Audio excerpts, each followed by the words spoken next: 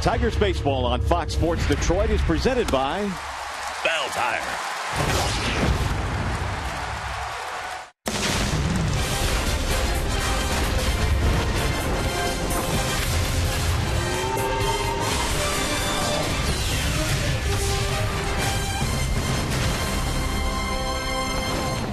One week into the 2015 season, it has been all systems go for the Tigers. The pitching has been solid. The bats, well, they've been booming.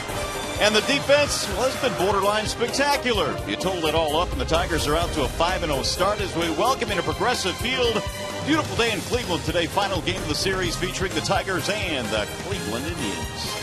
Hi again, everyone, and welcome to Tigers Baseball. Mario and Pemba alongside Rod Allen. Glad to have you with us today. The Tigers going for the sweep of the Indians here this afternoon. And really, Rod, when you total up that first week, the Tigers have really gotten contributions from just about everybody. You know, Brad Ausmus, he has pushed every right button so far in the first 5 days of the year. Pinch hitting when he needs to do so. Pinch running, guys having success.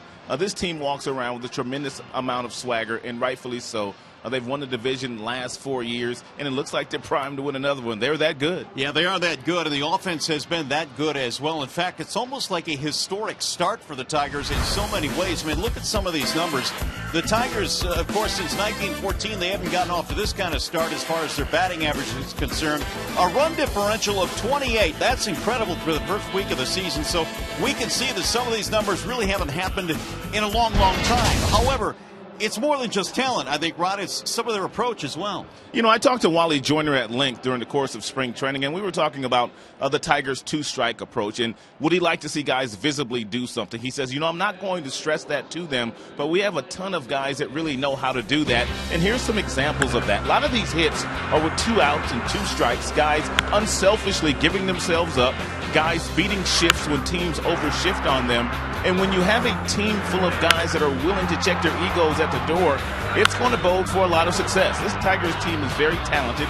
They have 4 former All-Stars in their starting lineup, which is basically right in the middle of that batting order with Kinsler and Miggy and Victor and Cespedes. I don't see it slowing down because you have so many quality bats. All right, now that's the offensive story. We all know Justin Verlander was hopeful of making the start here today. That will not happen. He's on the DL, but Kyle Lobstein, last time he pitched here in September, numbers are pretty good. Not bad at all. He had 10 strikeouts in that contest, and one of the things that you liked about him is he worked ahead in the count, and he kept the ball out of the middle of the plate.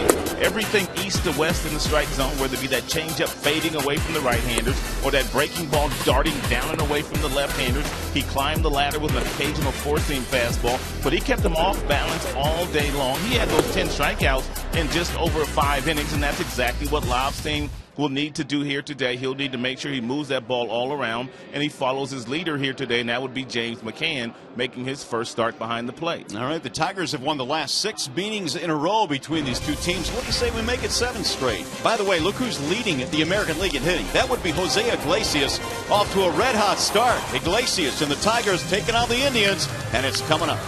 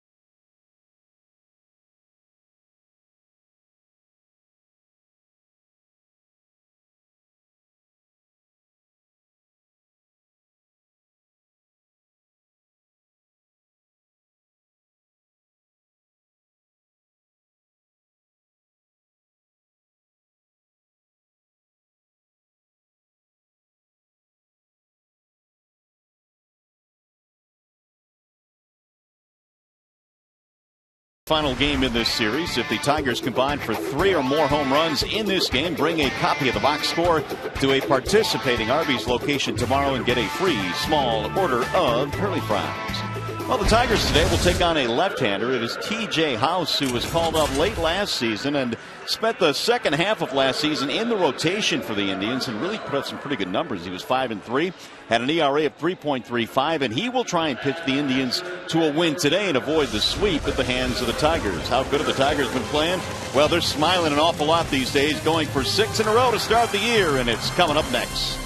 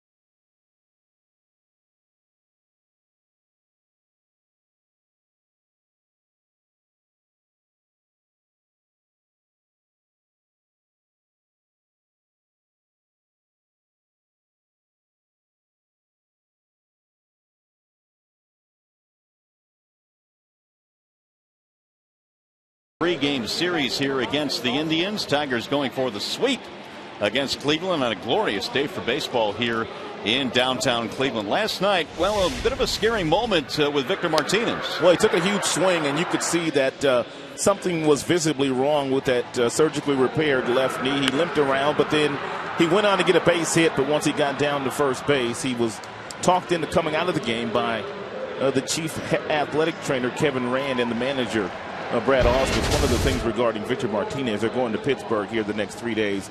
He's not going to play. More than likely, he'll get a couple days off in Pittsburgh. Yeah, and the good news, he is back in there today, as is Rajai Davis. He will start things off for the Tigers. Their lineup today is presented by the Southeast Michigan Ford dealers. Davis in center field, followed by the red-hot Ian Kinsler. Multiple hit games in 4 of 5 this year. Miggy at first, Victor the DH, J.D. Martinez in right. You've got Cespedes in left. Castellanos McCann, the rookie, getting the call behind the dish, and Iglesias back at shortstop this afternoon. They are facing the left-handed offerings of T.J. House. Well, House really throws across his body. You take a peek at his numbers from a season ago. In 19 games, he was 5-3, but his fastball gets up to about 90. He's got a curve. He's got a really nice changeup, and he's not afraid out there. He'll come right after the Tigers. As a matter of fact, he may even pitch inside a little bit more aggressively than the first 2 starters of the series did.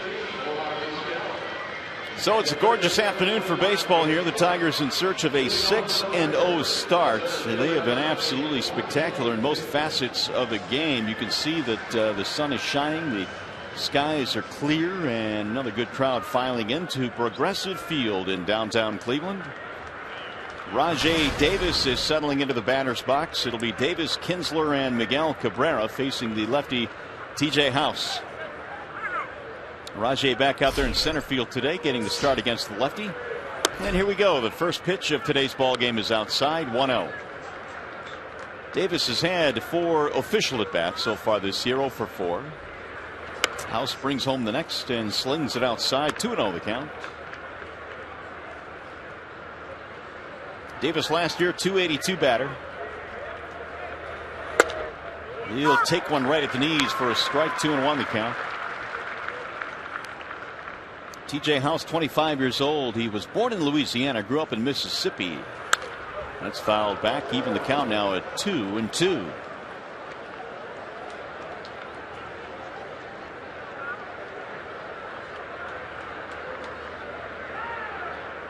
Now House with the 2-2 pitch. And it just missed. Full count, 3-2 on Rajay.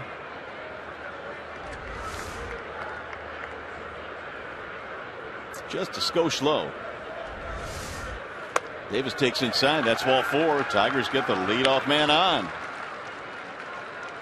Let's take a look at the Cleveland Indians starting defense. It's brought to you by Tim Hortons. In the outfield, they have Sands in left. They have Michael Bourne in center field. Moss, he's in right field. Chisenhall, Levitas, Kipnis, Santana round out the infield. And Perez is the starting catcher here today. Yan Gomes was injured yesterday, and he is now on the 15-day disabled list. So Perez, who was brought up last year, has plenty of big league experience, is getting the call here today. In fact, he caught many of TJ House's starts last year. Here is Kinsler batting .455. And Ian makes him throw a strike. 0-1. Every pitch so far that House has thrown from that low 3/4 arm slot across his body, he's kind of tailed away from the right-handed batters. House last year 5-3 after his call up. He spent the second part of the season in the rotation for the Indians.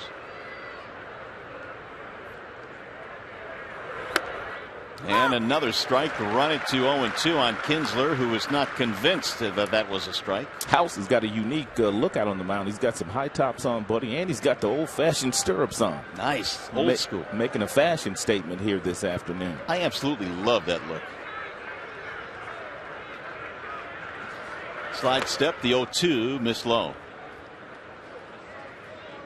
1 ball, 2 strikes on Kinsler. As you know by now, Rajay Davis is an outstanding base stealer. He's just simply trying to figure out House. The first time they've seen him. Got a huge lead. Fouled away. Well, the Tigers have done a really good job of setting the table this year for their big men in the middle, meaning Cabrera, Martinez, J.D. Martinez, and Cespedes. And I think that when you look at the Tigers' offense, you look at Ian Kinsler as the guy that has gotten that going, along with Anthony Gose, who's gotten off to a terrific start. Although Gose has the day off today.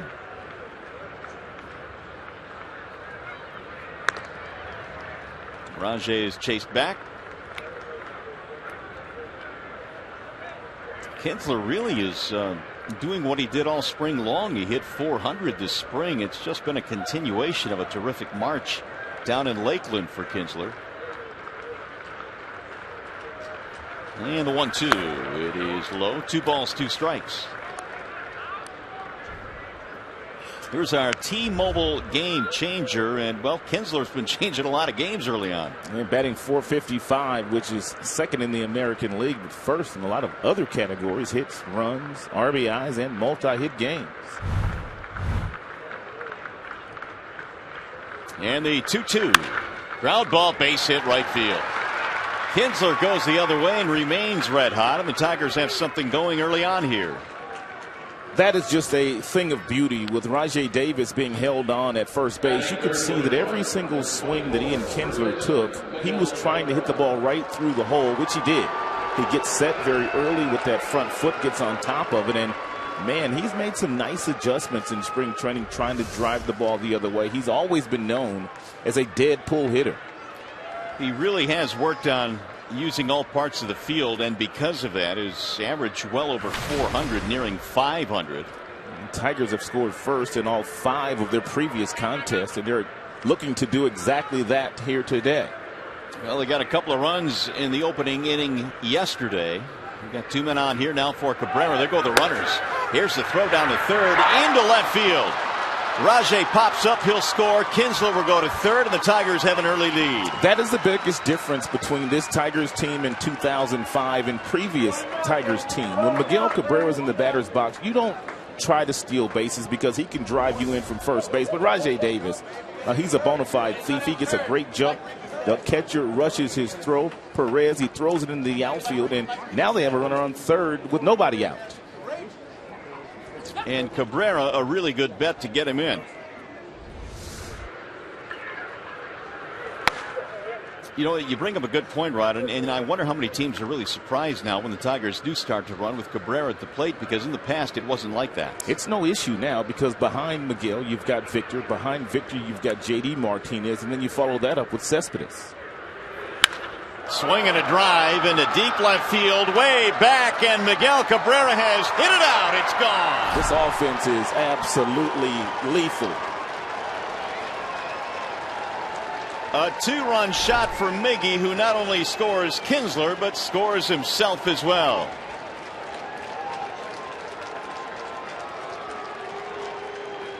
Whoa, what a start for the Tigers. This is one confident bunch. Miggy doesn't pull the ball all that often, but when you hang him a breaking ball and he gets on that front leg and it's firm as it is there and he catches it out front, he can do a lot of damage. That ball halfway up the seats in left field, and really as a right-handed batter you can't draw it up any better than we just showed you there. First home run of the season for Miguel Cabrera. He has picked up RBIs 6 and make it 5 and 6, and the Tigers jump out to a 3-0 advantage. Tribe fans not even in their seats yet. Kind of like last night when Ghost let it off for the home run.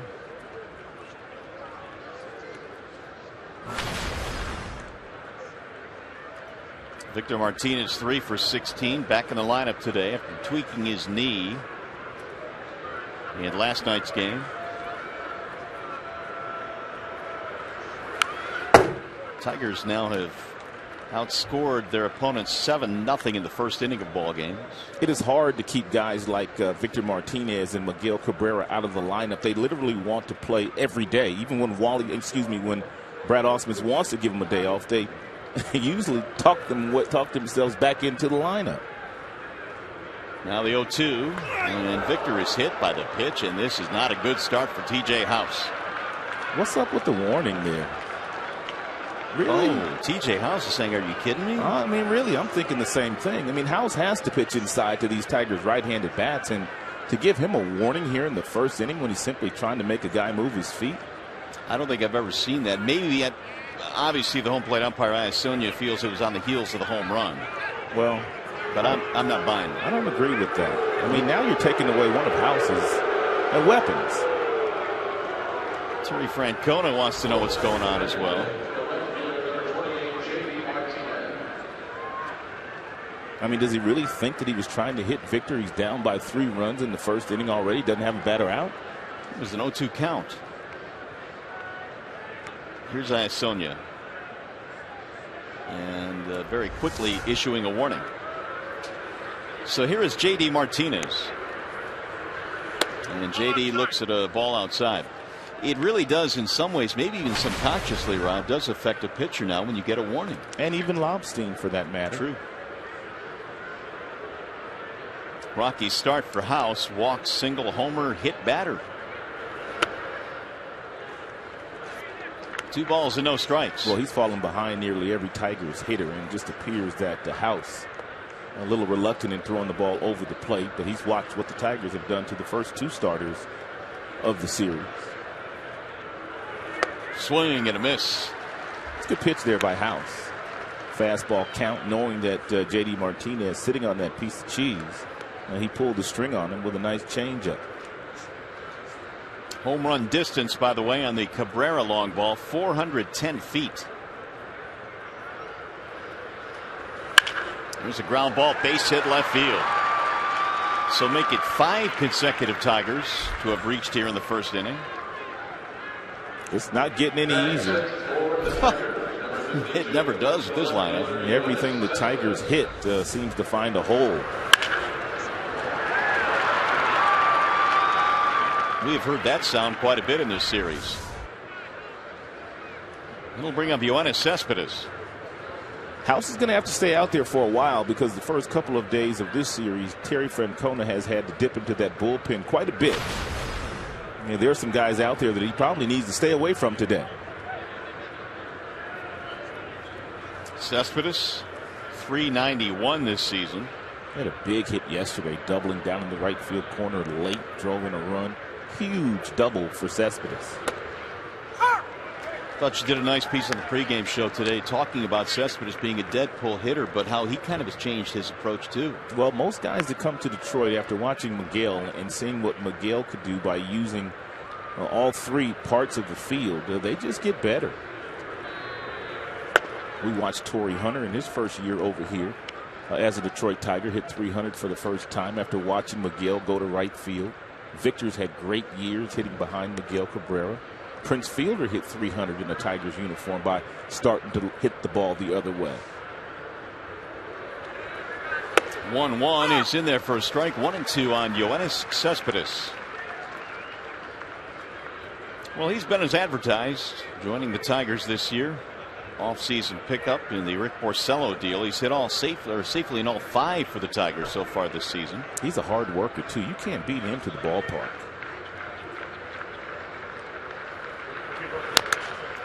Just got a piece of that one to stay alive. Tigers have not been messing around offensively this year. They have come out swinging the bats. They've been the best team offensively in the American League. They've won 6 straight against the Indians, trying to make it 7 straight. And an early season statement against a couple of teams within their division, Minnesota and Cleveland. Just off the inside part of the plate. It looked like Iasonia wanted to go up with the right hand, but did not.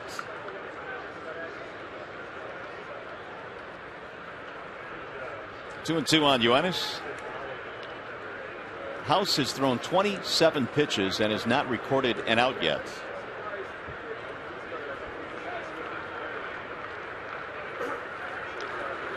Swing and a miss, and Cespedes is out of there. That's the first out of the inning. And a sarcastic cheer now cascading down from the stands.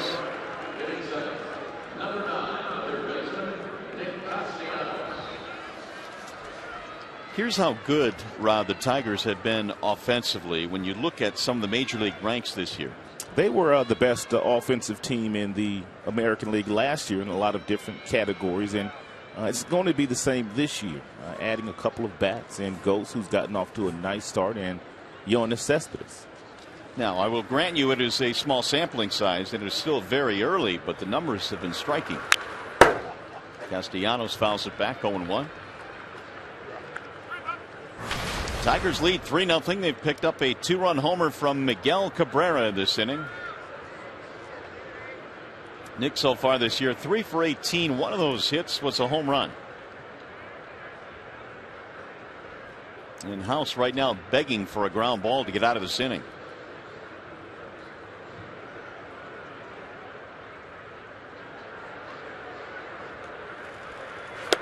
Wave and a miss.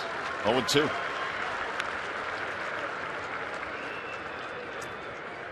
Nick 2 out of 8 so far in the series. As you look at the splits on House, through 30 pitches, 18 of those strikes.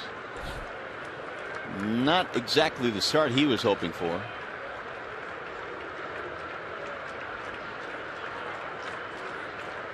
And the 0-2.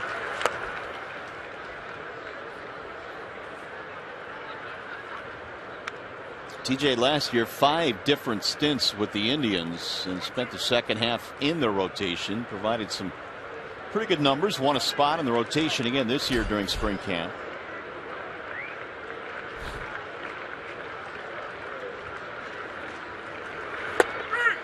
Strike 3 called. Castellanos punched out of there for the second out of the inning. It's a good pitch by House. His fastball does not get up to 90 miles an hour, but one of the things that he knows that he must do today is he has to go inside on occasion, and most of the times he'll do it with 2 strikes. You could see that Castellanos jackknifes out of the way, but that's a nice job of catching the baseball by the catcher Perez, and ever so slightly and pulling it back into the strike zone. So here is James McCann now with 2 outs, getting his first start of the year. He may have had one of the biggest at-bats in yesterday's game, pinch hitting for Avila with 1 out, getting a base hit, and of course the Tigers went on to score in that inning. Well, there were so many at-bats that you paid attention to. Most of those at-bats drove in runs, obviously. We talked about the Cespedes at-bat, but that McCann single started things, the rally at least, for the Tigers in the 7th. Because the Indians had just taken the lead. Yeah, Corey Kluber was taken out of the game after striking out the leadoff man in that inning. McCann pinch hits with a single, and the Tigers were off and running. And the Tigers are very high on McCann. They'd like to get him about 200, 250 at-bats this year, backing up Avila. Real nice catch and throw guy. Power really hasn't come yet as far as the bat's concerned, but he's got a nice build on him. Bouncing ball to third base, gobbled up there by Chisenhall, goes to shortway for the force, and that'll end the inning. A long inning and a productive inning for the Tigers. Productive because Miggy goes deep. First of the year, 2-run shot, 3-0 Detroit.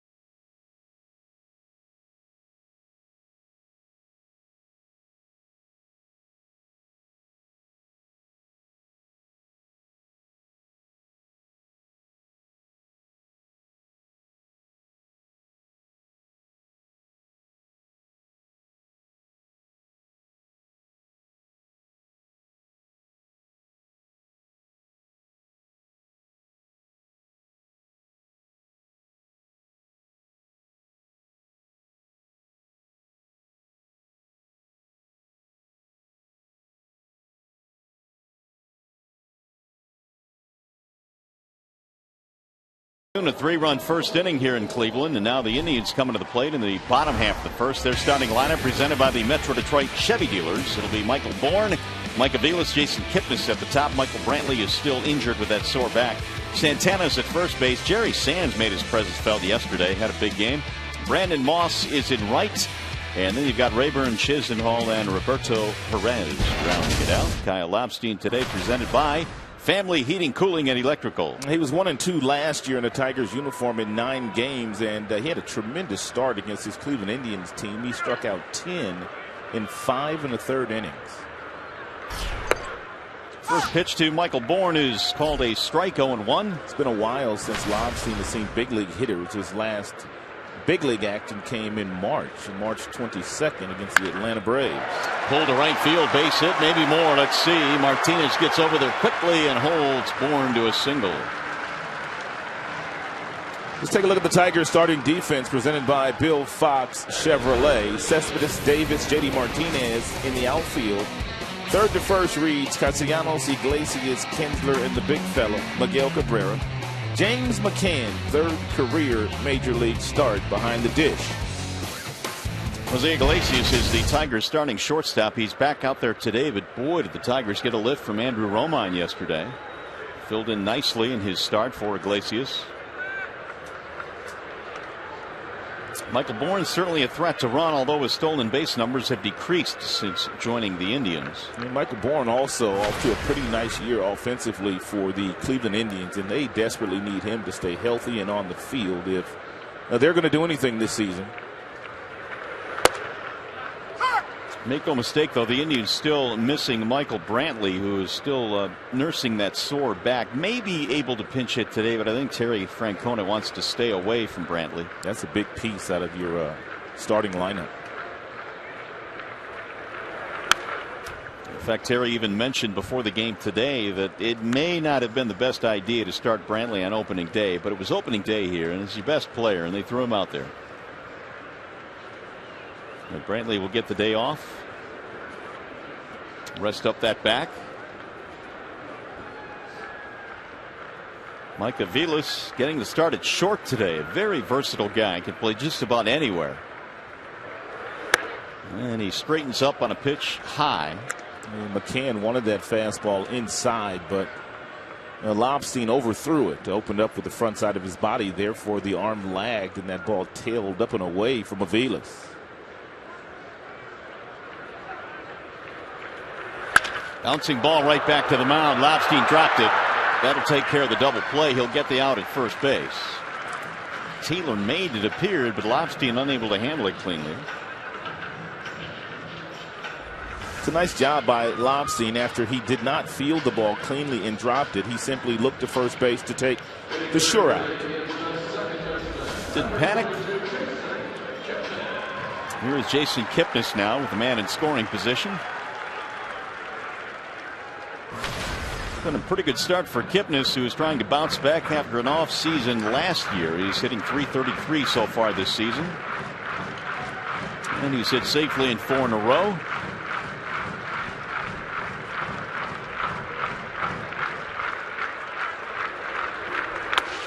Ball 1.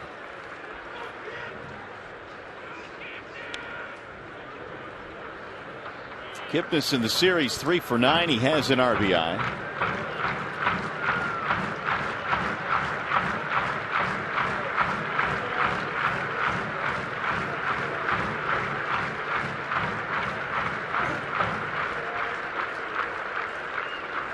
There was the runner to third, and McCann's throw. The tag is not in time. Stolen base. Michael Bourne steals third.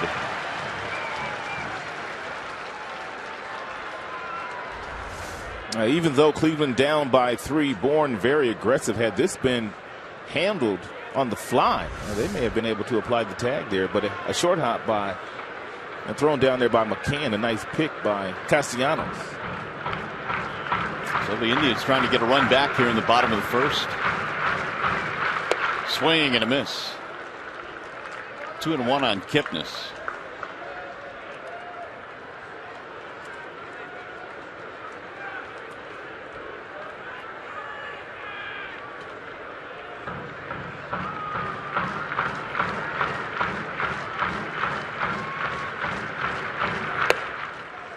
Strike call on the outer edge. Kipnis has a beef now with Dan Iasonia.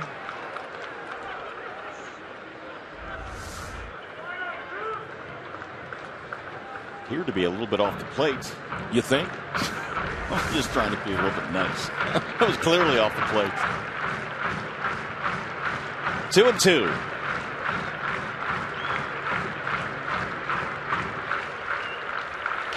Way outside, and McCann, nice job to block that baseball. 3-2 now, holding Bourne at third. Well, this much is for sure. Even if you are a TJ House or if you're Lobstein, you need the benefit of the home plate umpire giving you an expanded strike zone. Guys' fastballs don't top out above 90. They all have cutters and breaking balls and sliders.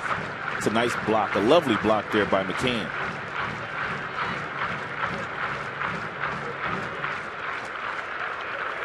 Swing and a miss. Kipnis out on strikes. First strikeout of the ball game for Lobstein. And Lobstein will throw his breaking ball at a couple different speeds. He has a shorter breaking ball. He's got a big breaking ball as well. That's the bigger breaking ball. That's the one he throws when he wants to strike out.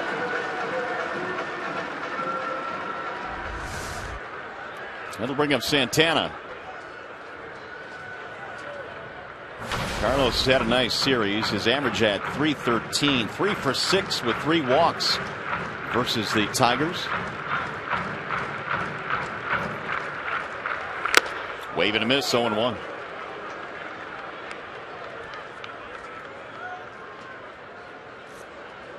Santana will be the backup catcher now for the Indians with Yan Gomes on the disabled list, and it's obviously something he's had plenty of experience with before switching positions after the emergence of Gomes. Lobstein tried to hit the outside corner, couldn't nip it. And the count is 1-1.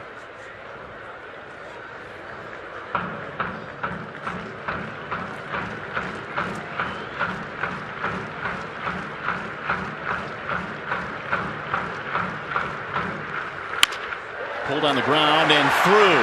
Right by the shift into left field. It's a 2-out knock for Santana, and the Indians are on the board. He found a hole.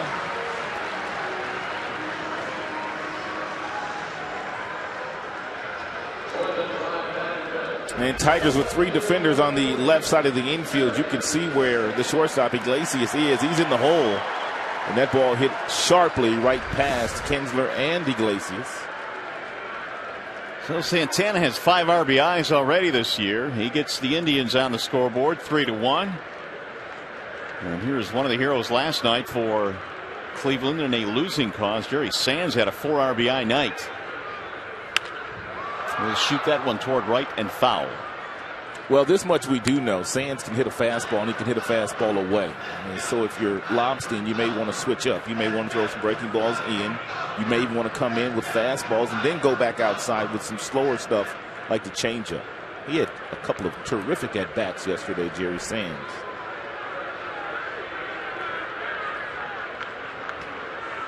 Sands signed in December as a free agent by the Indians. Had a really good spring, 304. Started the year in the minor leagues, played 1 game down at AAA, and then was called up a couple of days ago. And really made his presence felt yesterday. In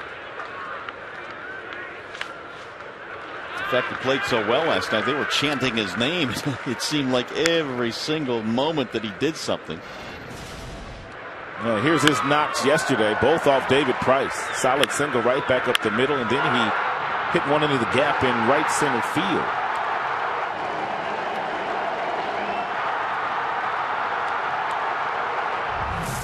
He was fired up, so were the fans, until the Tigers came back. Swing and a miss. And the previous pitch was a good fastball inside, then he went right back outside with a really nice changeup.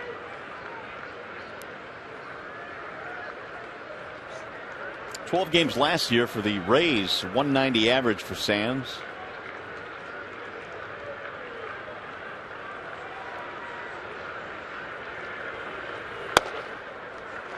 Three balls, 2 strikes. And the Cleveland left fielder today. No need in giving Sands a fastball here. And Lobstein has confidence in his off-speed pitches to throw a strike here.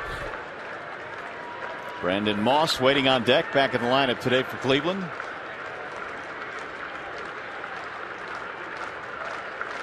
And here is Lobstein's 3-2. Fly ball, shallow center field. Kinsler back. That'll retire the side. Indians going to run back, and they leave a man.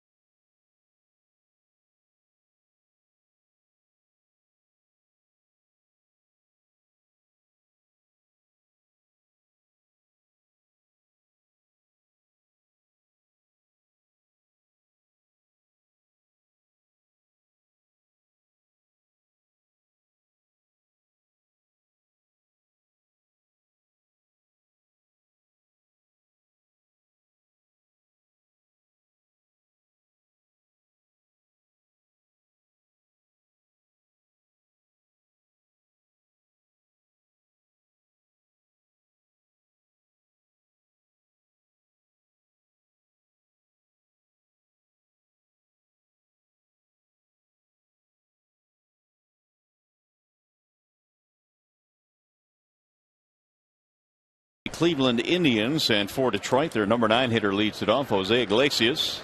Then Rajai Davis, Ian Kinsler. TJ House hoping for a much quicker second inning. He threw a lot of pitches in that first as he starts Iglesias off with a strike. A 35 pitch first inning for TJ House. Iglesias takes it low, 1 ball and 1 strike.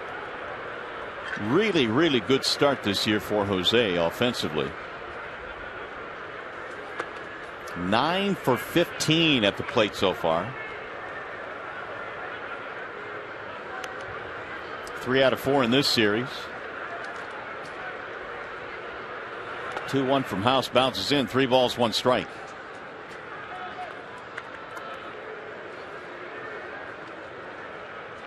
It'll be Iglesias, then Rajai Davis, who's waiting on deck, and then Ian Kinsler. 3-1 pitch is in there. A strike on the outer edge, 3-2.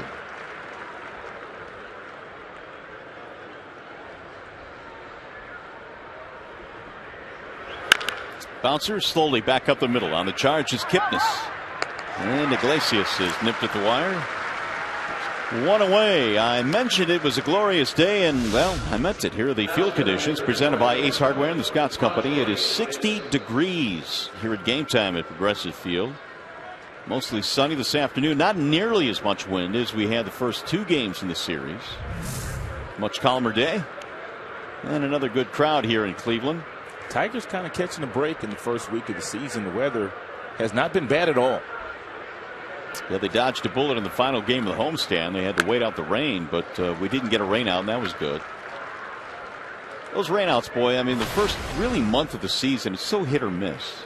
And then they start piling up late in the year when guys are tired, and all of a sudden you lose off days or you're playing double headers. Split double headers. Yeah, which are never really fun. Here's the 1-1. Unless, of course, you win them both. And then it's a lot of fun. 2-1 on Davis, who walked and scored in the first inning. If you're the Cleveland Indians, you have to love how quickly TJ House works. Drilled to center field. There's a base hit.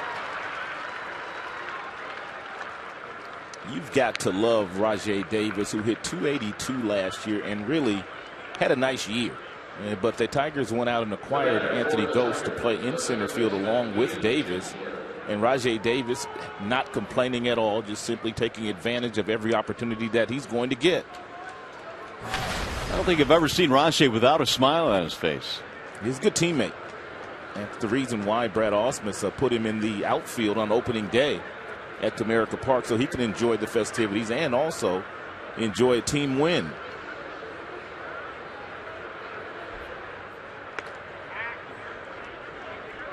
Rajai already has 1 steal here today. That was up third base the last time he was on base. Well, I know it's early, but the Tigers do lead the league in stolen bases. And that's a number that probably will approach last year. Tigers last year stole a ton of bases. They are tied with Kansas City, or at least they were coming in. Last year the Tigers were 4th in the American League, so Brad Ausmus has some pieces where they can run a little bit, much more so than the past several years. How about the start that Ned Yost and his Kansas City Royals are off to? They haven't lost a game yet either. There's a ball outside. I recall the first pregame show we did on opening day today. They asked us who the chief competition would be for the Tigers. I said the White Sox, and you were quick to point out nobody's talking about the Royals. No one was. The team went to the World Series last year. They have some of the best defenders in the game. They still have that lockdown bullpen. Their starters are adequate, but they know how to play the game, and they're playing with a lot of confidence now. Very young, energetic group. I was surprised that no one was picking Kansas City to do even thing close to what they did last year. Well, they got to the World Series on the strength largely of their bullpen, which again has been just spectacular out of the gates this year. 1 ball, 1 strike on Kinsler. What a huge lead for Rajai.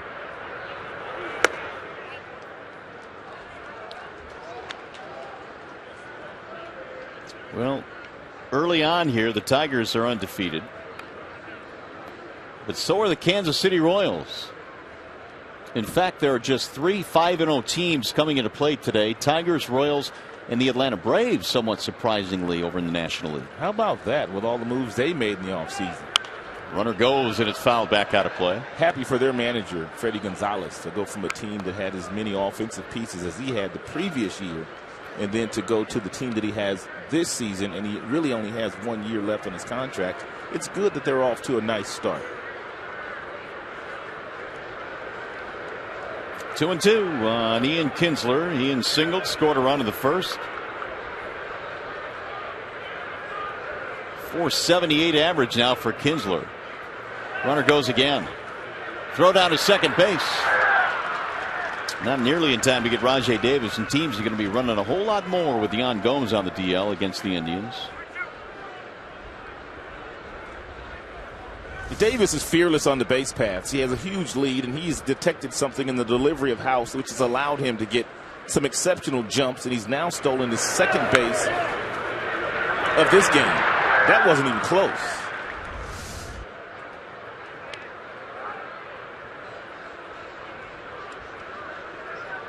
House stepping off as the shortstop Aviles was sneaking in behind the runner. Tigers now have 10 stolen bases, 3 more today.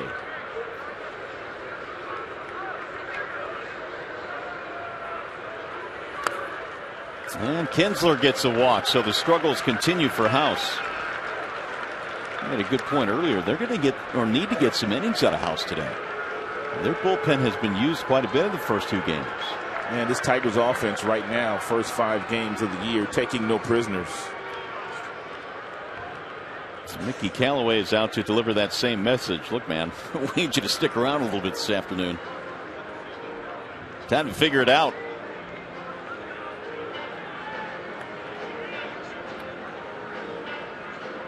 Well, in case you tuned in just a little bit late, Miguel Cabrera kind of has his way in this ballpark. He already has 8 hits in the series. He got him a pitch out over the plate in the very first inning with a runner on and hit it into the seats.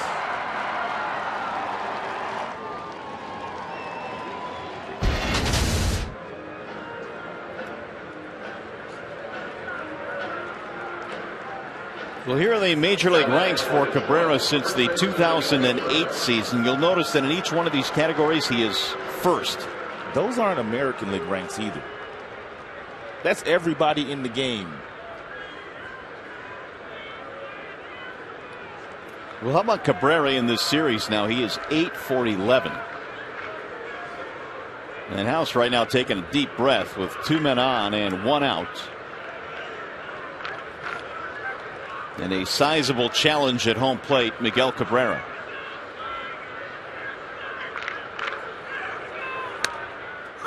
Strike called on Miggy. And the one thing that House can't afford to do is he cannot divide his attention between Rajai Davis, who's the speedy runner at second, and Miguel Cabrera, who's the most dangerous hitter in the game. And once he delivers that ball home, he needs to make sure that all of his attention is focused on Miguel Cabrera and making a quality pitch, not trying to hold Rajai Davis close at second base.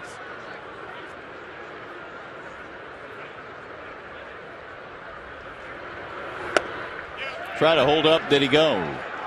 Negative down there at first base. C.B. Buckner said he didn't go.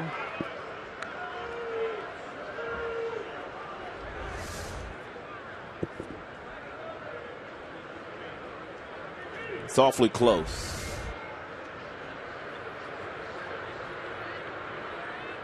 One ball, 1 strike.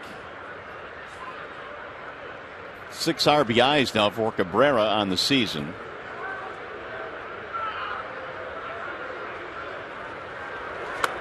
Wave and a miss. 1-2 on Miguel. That's one thing about Miguel. If you fool him on one particular pitch, as House fools him on a breaking ball, if you try to come back with that same pitch and you make a mistake with it, he'll hit it extremely hard somewhere. He makes adjustments as well as anybody in the game from pitch to pitch.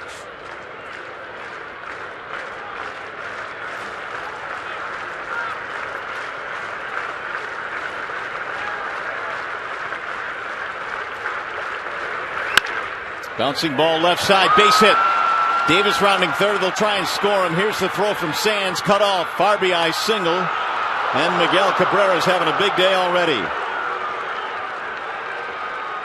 Third RBI of the game for Cabrera. 4-1 Detroit. Well, House, he fooled Miggy badly on the previous breaking ball, and he came right back with something soft. And Miguel, as we know, he will shorten up his swing. Sometimes he doesn't even stride. And this ball sharpened the hole for another RBI. And so here's Miggy, and Miggy didn't even pick the front foot up that time. And that's one of the things that I love about Miguel is he'll start out by striding, and once he gets into 2 strikes, he'll simply spread out a little bit, and he's simply giving himself up just to put the ball in play. So Davis, who got it going with a base hit with 1 out, stole a base and scores a run, and Cabrera now is 9 for 12 in this series. Here's Victor Martinez. Tigers already have 5 hits on the scoreboard.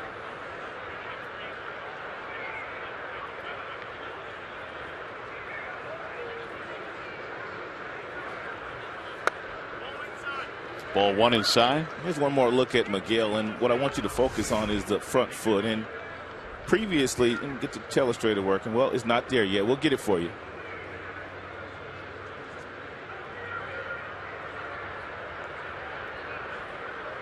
It's a classic 2-strike approach there, isn't it?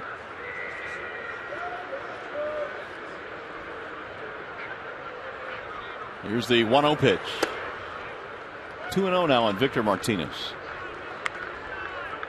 TJ House has found himself in and out of trouble, mostly in the first 2 innings. Austin Adams, who was just recalled, is now starting to warm up. The last thing they wanted to do was get the bullpen working in the second. Well, they knew they would need an extra arm today. They just didn't know they needed this early.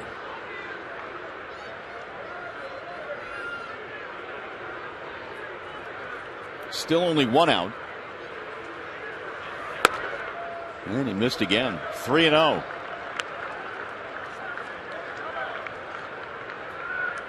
If Victor wants to do so here in the 3-0 count, he can swing.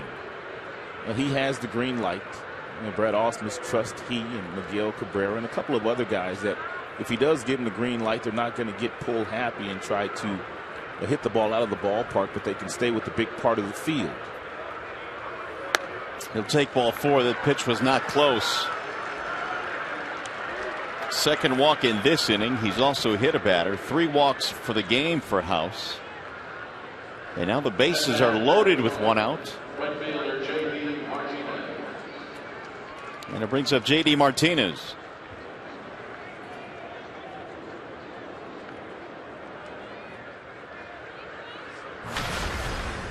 J.D. had a single in his first at bat. He's got a couple of grand slams in his career.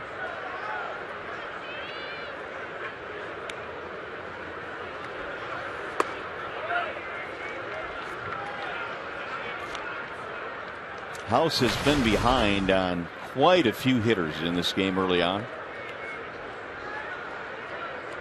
Strangely enough, he's not having trouble getting ahead of the Tigers batters. He is 10 of 14 in first pitch strikes, but he doesn't have the secondary pitches to put him away. There's another one low, and the count goes to 2-0 with no room on the bases. And now the catcher Perez out to the mound. He's dealing with Kinsler at third. Cabrera's picked up an RBI in the inning. He's at second, and Martinez at first.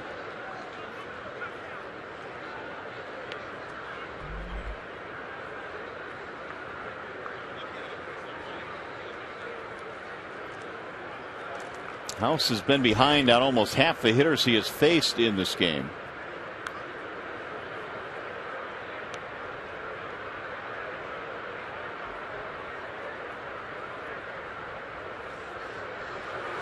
(2-0) is low and in. 3 balls, no strikes.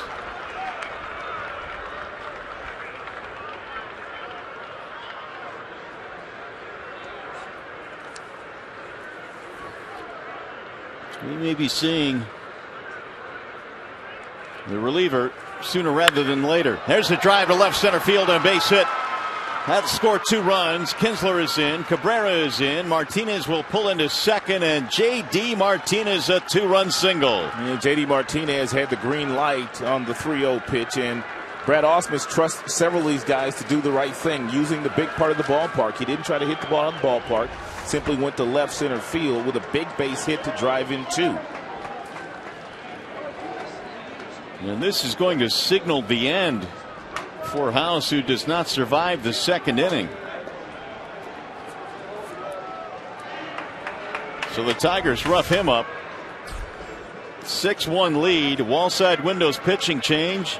House goes to the clubhouse, and we'll be back.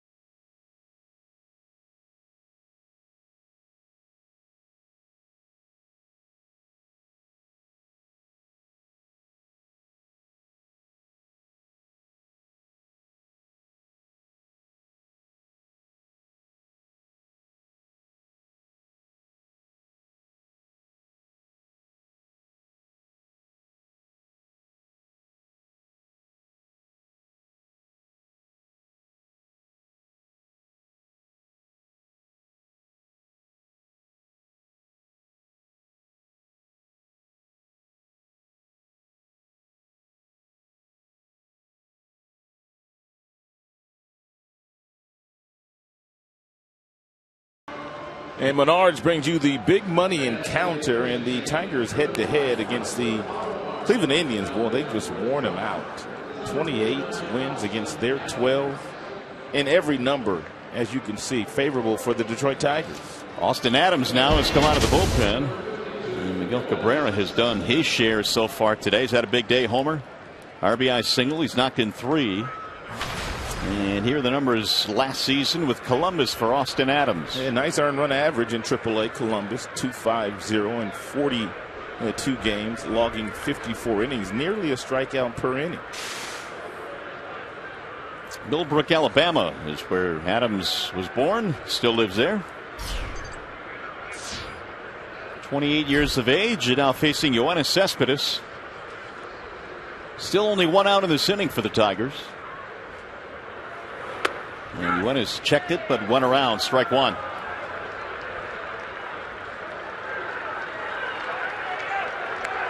Chirping going on. And plate umpire Dan Iasonia.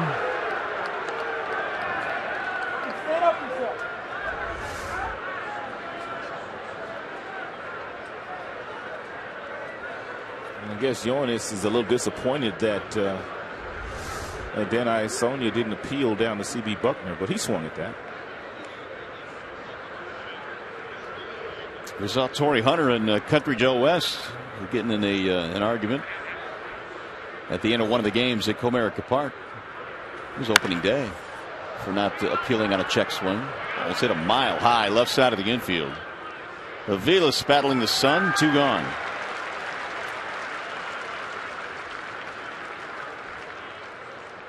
That'll bring up Nick Castellanos. 6 Tigers hits already in this game. They have posted a pair of 3 spots on the scoreboard. 3 in the first, 3 in the second.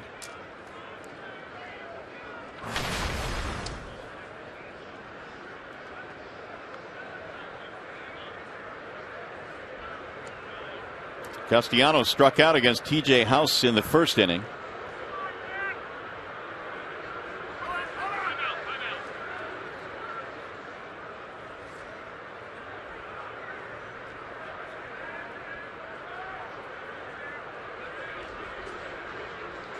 Adams a couple of years ago missed the entire 2012 season with shoulder surgery.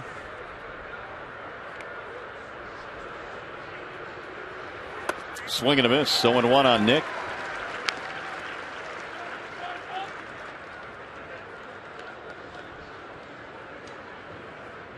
Castellanos trying to pick up a couple of base runners. Victor at second base. You've got J.D. Martinez at first.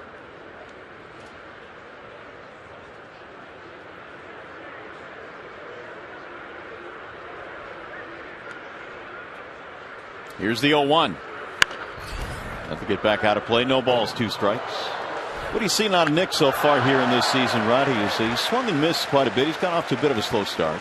He's pretty aggressive on first pitch fastballs, and I think the opposing teams know that because he did it last year, and I think he's kind of expanded his strike zone very early in counts, but I think he'll be okay once he makes the adjustment, not being as aggressive at some of the balls that aren't necessarily balls he can get to when he steps into the batter's box. Down 0-2 here against Adams. Adams has got a good slider. Fly ball right field. That'll chase Moss back. And that is that for Detroit. They add another 3, though. Tigers baseball today presented by Bell Tire.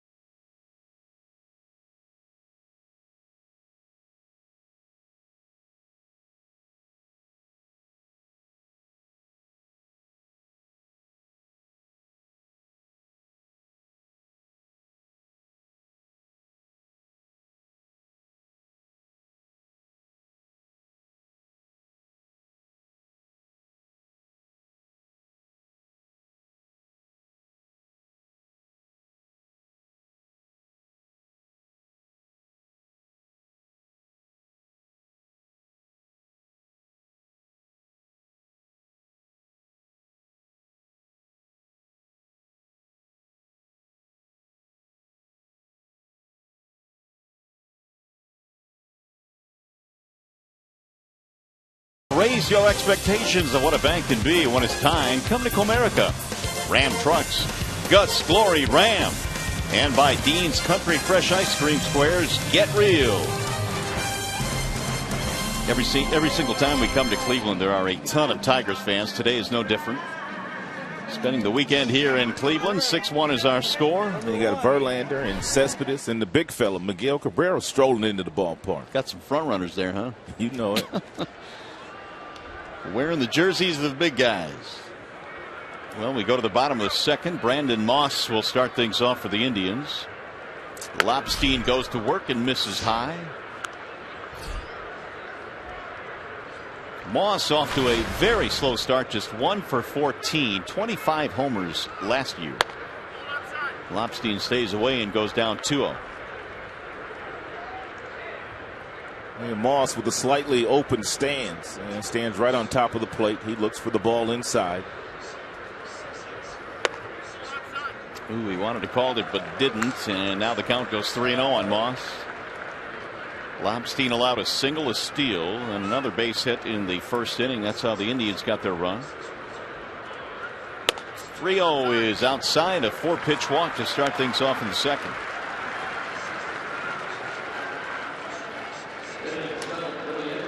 Fans, here's a reminder to see the Tigers play the Yankees April 20th through the 23rd. Get 4 tickets, 4 hot dogs, 4 bags of chips, and 4 drinks, all for a discounted price. It's the Tigers Weekday Value Pack. Call 866-66-TIGER, or if you'd like, visit Tigers.com. You don't want to miss The Yankees who are coming to town take advantage of the value pack. Joe Girardi's Yankees off to a sluggish start. 1 win, 4 losses, first 5 games of the year. That's it for a strike on Ryan Rayburn. Rayburn just 200 last year.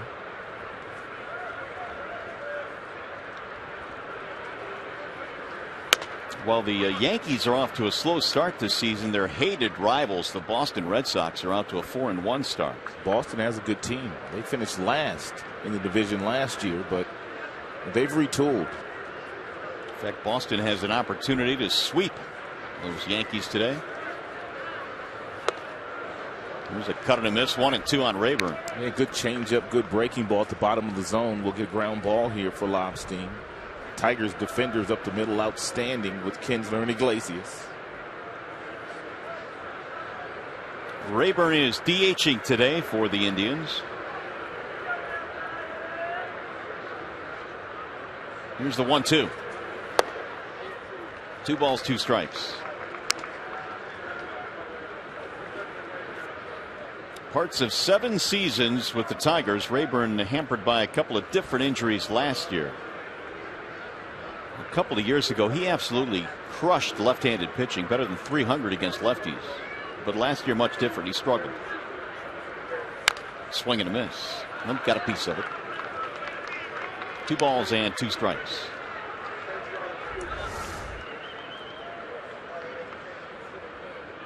Just out of the glove of McCann.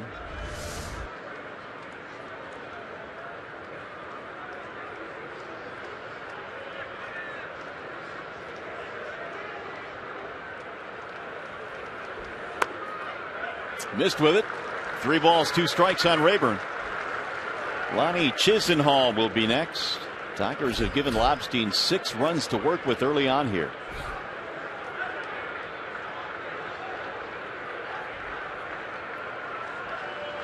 Here's the 3-2. Pulled on the ground. Diving stop at third. Castellanos goes to second. That's all they'll get. But that's a nice play.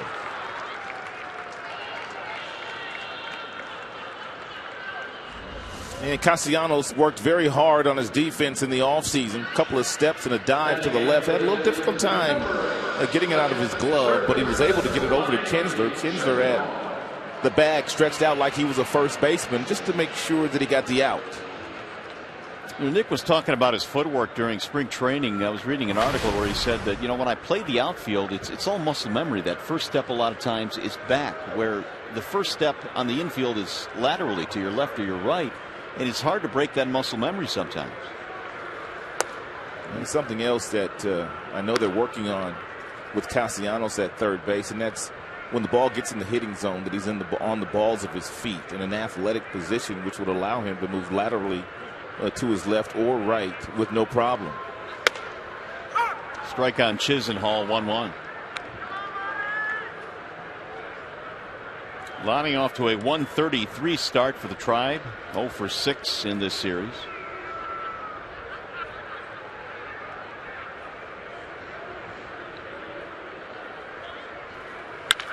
Pulled into right field, base hit.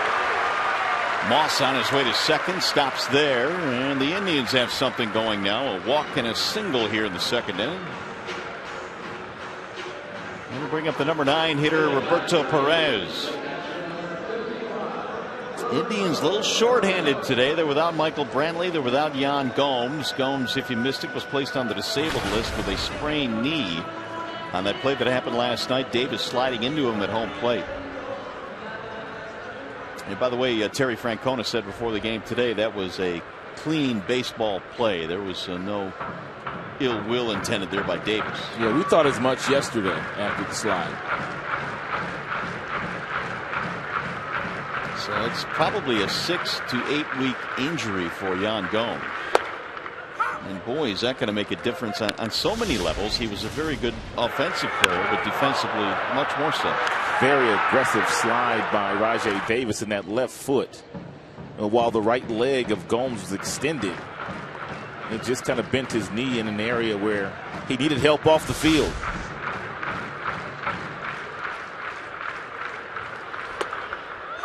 Strike called from Lobstein. No balls, 2 strikes on the catcher, Perez.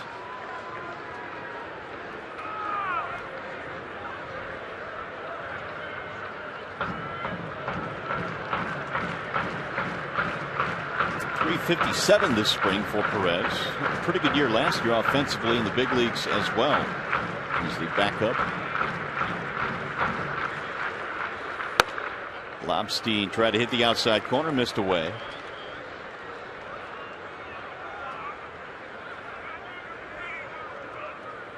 One ball, 2 strikes.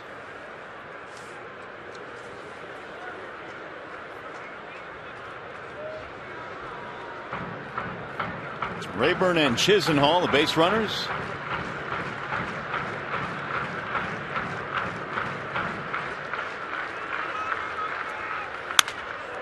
Driven toward left field.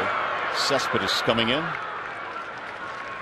That'll be the second out of the inning. Well, earlier today we ran into some members of the Kyle Lobstein family. They're out here supporting Kyle. He's got some aunts, some cousins. And you know, they couldn't come to the ballpark without sporting the Kyle Lobstein jersey. Yeah, why wouldn't they? Hoping for a big game today for Kyle.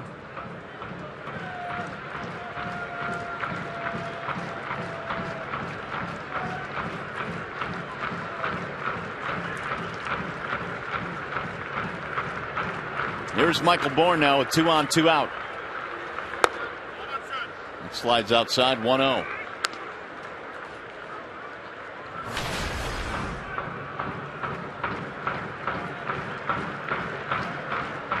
Bourne had a single, stole a base, and scored what right now is the Indians' only run. That was back in the first inning. Checked it outside. McCann is hoping for an appeal. There's Dale Scott. Said he didn't go.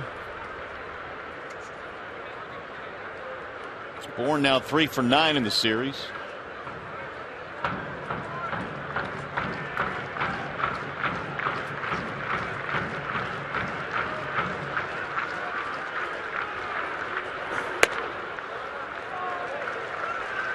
Three and 0. Well, the Bernstein advantage brings you the pitcher-batter matchup, and right now Lobstein. This was last season. Lobstein was pretty good against Bourne. 1 for 6, 3 strikeouts. He has fallen behind here, and he has lost them on 4 straight. And all of a sudden, the Indians have the bases loaded. Second walk in the inning for Kyle. Which will bring McCann, the rookie catcher, out to the mound. These two, of course, worked quite a bit down in AAA. Jeff Jones will join the party out there on the mound, try and settle down Lobstein. By the way, stay tuned for Tigers Live following the game, where we select the Fox Sports Detroit Tigers Player of the Game. It's presented by the 2 for $5 Classic Quarter Pounder with Cheese. Tigers Player of the Game post game coming up from Cleveland. Ian Kinsler was the player of the game yesterday with his 4 hits. My guy. Oh, he's your guy. Angel Nesbitt starting to warm up. So here is Aviles now with the bases loaded and a chance to get his ball club back into this game. Aviles bounced out his first time up. He hit it right back to the mound.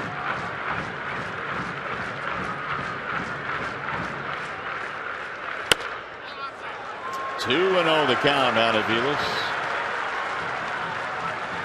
Aviles is one of those guys that has to show up ready to play every day. He could play outfield, he could play infield. He's played both in this series. Starting at short today.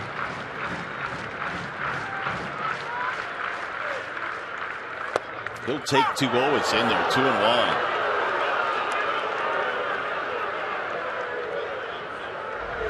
Aviles thought it was down, and so did Foxtrot.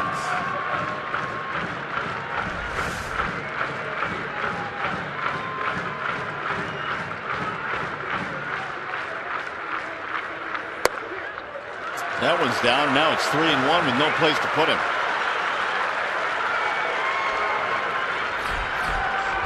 And Kipnis waiting on deck.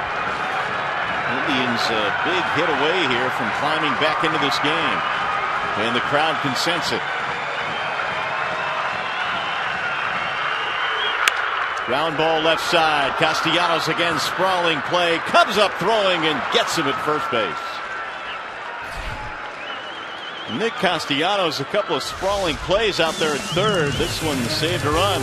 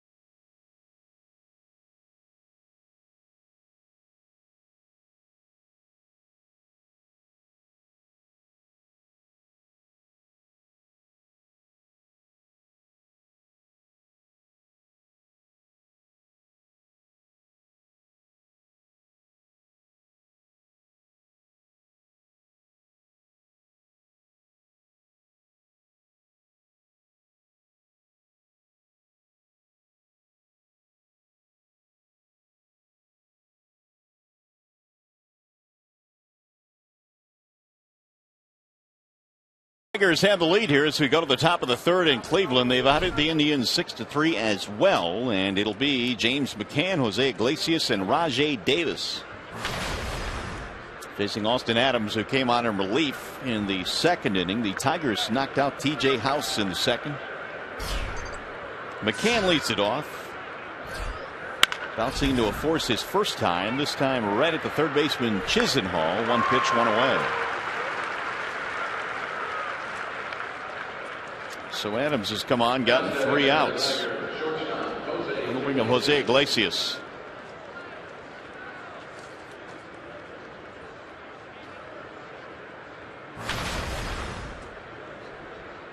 Four-3 ground out his first at bat. Coming into this game today, the number 9 hitters in the Tigers lineup, they were hitting almost 600. And a lot of that has to do with Iglesias. He's gotten off to a red-hot start. Romine had a tremendous day yesterday in his first start of the year. And then you have the lineup turning over to that number 1 spot where Ghost has been good and Kinsler. We'll shoot that one to second on a soft line. Kipnis makes the play. And every time there's somebody on base, Miguel Cabrera just has a knack of driving them in. Yeah, you said the key term there, and that would be turning the lineup over. And when you can get that support at the bottom and then start putting guys on for Kinsler and Miggy and Victor, that's how you score a lot of runs. And that's what the recipe has been for the Tigers early on. Tigers have had some good offenses the last number of years, going back to 2006. But this may be their most and well-balanced lineup they have, with some speed at the top, some guys that can handle the bat, and some power hitters in the middle of the batting order, but not just power hitters that hit the ball into the seats. And we're talking about power hitters that hit 300 and have on-base percentages of 400. Rajai getting the start today has made the most of it with a walk, a single, 2 steals, 2 runs scored.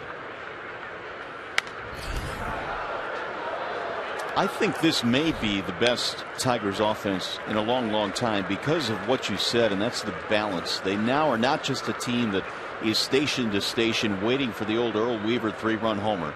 They can create now. You have a lot of guys that are unselfish, guys that check their egos at the door. And guys that'll keep the chain moving by taking a walk and just allowing the guy behind them to get the job done. 1 ball, 2 strikes.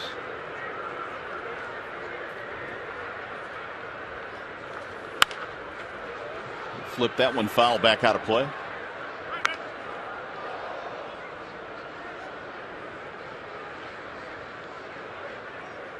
Tigers playing with a lot of confidence these days, trying to get to 6-0 on the season. Last time they did that, 1985. And that 85 team would go on to win 84 games. They would finish in 3rd place in the American League East in those days. The ceiling would appear to be much higher for the 2015 Tigers. Now the 2-2. High 3-2.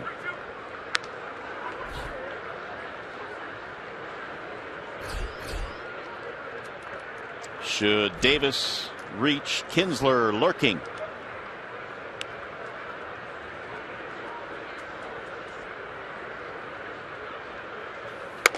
And he lost him. Ball 4. 3rd time today that Rajai Davis has reached. Now stepping in for the Tigers, number 3, Ian Kinsler. Well, Brad Austin is making all the right calls these days, and here's our call of the game, and it was yesterday. Andrew Romine had a stellar performance. He singled his first time up. He stole a bag. Then he stole another bag later in the game, and he was in the middle of everything the Tigers did from a positive standpoint in yesterday's game, and it was his first start of the year. So he had gone 6-7 days without seeing live pitching, but he was able to contribute yesterday. I would say so, in a big way. Here's Ian Kinsler now with 2 outs and a man aboard. 1 ball and no strikes on Kinsler. It won't take Rajai Davis very long to figure out exactly what kind of move Adams has. And first base coach Omar Vizquel has a stopwatch in his hand, so he's timing just how quickly he gets the ball out of his hand into the catcher's glove, and that, based on the time, will give Rajai an opportunity to steal a base if they feel like they could do it. There's the stopwatch in Omar's hand. Rajai 3rd in the American League in steals last year. There's a bouncer hit to the shortstop. Aviles will flip to second for the force, and the Tigers are kept off the board for the first time today.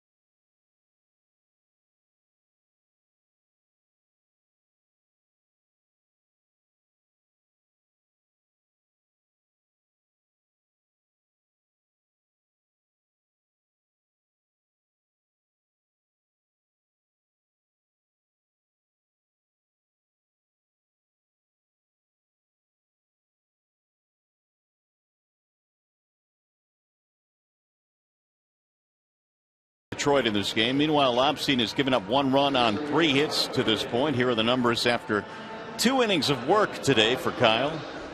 He's walked a couple of batters. He has struck out 1. And he will face the middle of the lineup for the Indians here in the 3rd. It'll be Kipnis, then Santana, then Sands. Kipnis a strikeout back in the first inning.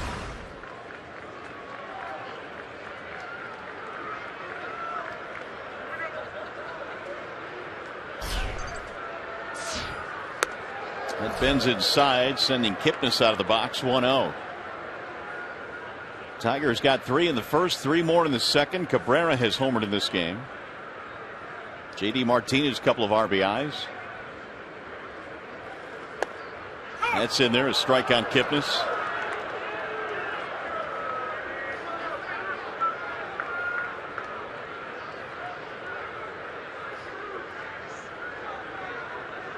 Terry Francona not liking the strike zone of Dan Iasonia today. He's been in his ear most of the day. 1-2 on Jason. And Terry probably a little frustrated anyway after the way his team's played the last couple days. Not the way he drew it up. And a strike called to the outer edge. Kipnis knew it, walks back to the bench. So Lobstein has struck him out twice. I don't know if Kipnis was looking for something soft or not, but he took a fastball that was on the black outside. But if you have 2 strikes on and you're simply looking for something close, you at least offer at that pitch if you're not guessing with 2 strikes. Here is Santana, who's singled in a run in the first. The only run so far for the Indians. Apparently Santana sees the ball well against Lobstein in that start that Lobstein made in this ballpark. Drilled to left field. Yep, he's still looking at it pretty good. That'll go to the wall. And they're going to hold him to a single. That start that Lobstein made in this ballpark where he pitched 5 in the 3rd innings. It was Santana that hit a home run off of him very early in that game. It was the first inning. He hit the snot out of this baseball right here, buddy. He drilled it. You hit a ball that hard down the left field line, you only get a single out of it. It's scorched. I didn't know baseballs contain snot, but we. How about that arm by Cespedes? That's pretty good, huh? He can let it go, and Santana held to a single on a ball that was hit to the wall. It was hit so hard. Yoenis has a lot of physical tools. Here's Jerry Sands. He'll drive one to right field, slicing. J.D. running back there. Nice running play. 2 gone. And we're talking about Cespedes and all the tools that he has, and one of those is his arm. Now here's a crazy play when he was wearing the Oakland Athletics uniform. He got over to a ball, then he knocked it down. Then he had to reach over and pick it up, and take a look at this throw. On the line from the 325-foot side. That's just like Rod Allen used to do in the left field. I wish.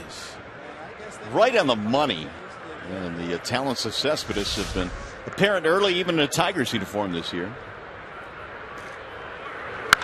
Moss drives one to right field. J.D. is on the run again. He's not going to get this one. Fair ball. It rolls to the corner. Santana coming to third base. They'll stop him there and give Moss a 2-base hit.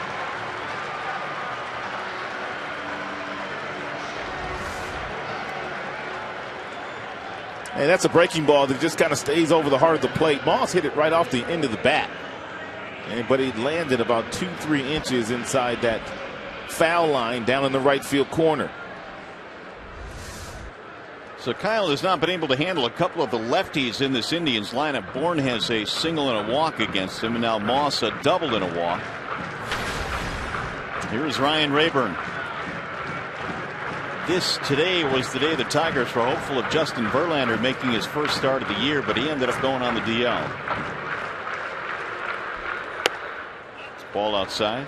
And Tigers are hoping that that stay on the disabled list for Justin Verlander is just a very short stay. And Shepard will have an update a little bit later in the telecast on Justin Verlander.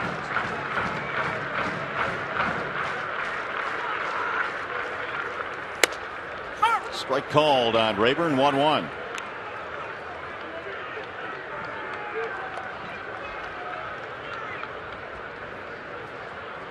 Rayburn 0 for 5 with an RBI in the series. Trying to cut into that deficit with a base hit. Way outside, 2-1.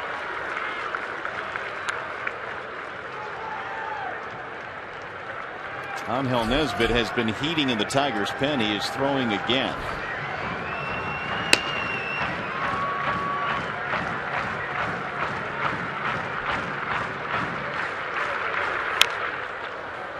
Two on Rayburn. Lobstein last year made his first start against the Twins. That was in August. And pitched pretty well. Gave up 3 runs in 5 2/3. Then we talked about his start that he made against the Indians, that 10 strikeout start. He has reached 60 in this game, but the ratio not all that good.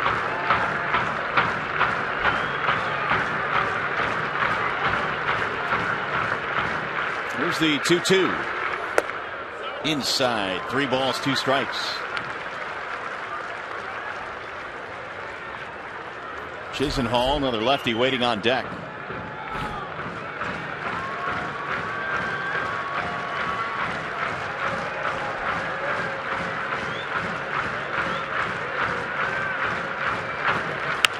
Line drive, base hit into center field, out of the reach of a diving Ian Kinsler. That'll score 2 runs. Ryan Rayburn has cut the Tigers' lead to 3.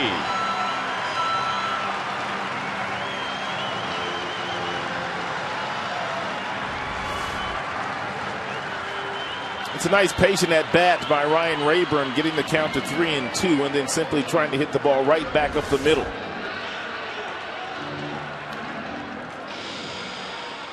Big 2-0 knock for the Indians. Rayburn gets his 2nd and 3rd RBIs of the season. Well, here's Lonnie Chisenhall.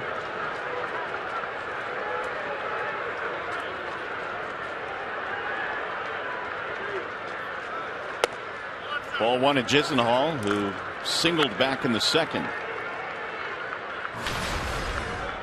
Each team now with 6 hits.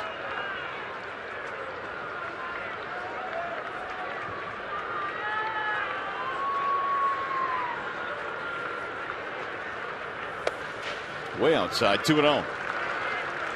Chisenhall last year had that huge game. He had that 3-homer, 9 RBI game at Texas, which really kind of was the highlight of his season. He was playing so well, but the second half he dropped off severely. 9 RBIs in 1 game.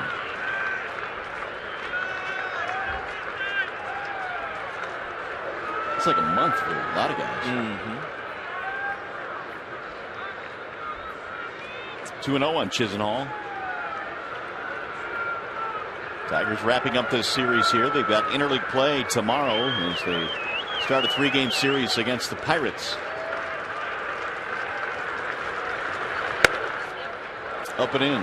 Lobstein in jeopardy of being taken out of this game, which would be a shame after his team got him off to a 6-1 start.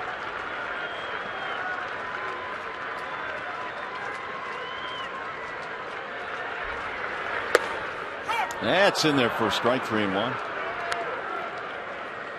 Perez, the number 9 hitter, waiting on deck.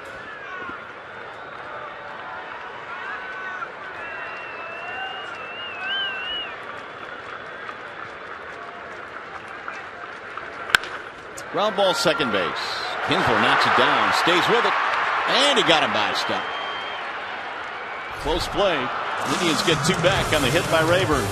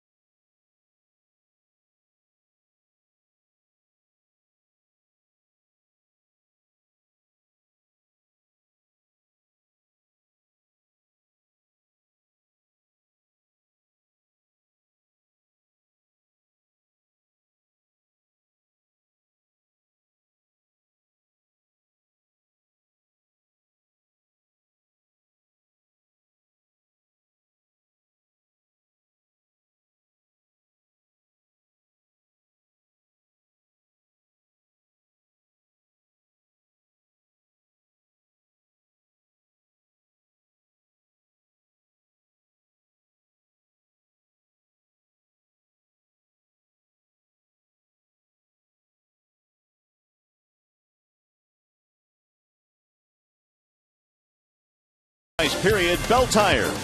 Myers, save big with M-Perks from Myers. Sign up at mperks.com. And by Chevrolet, find new roads.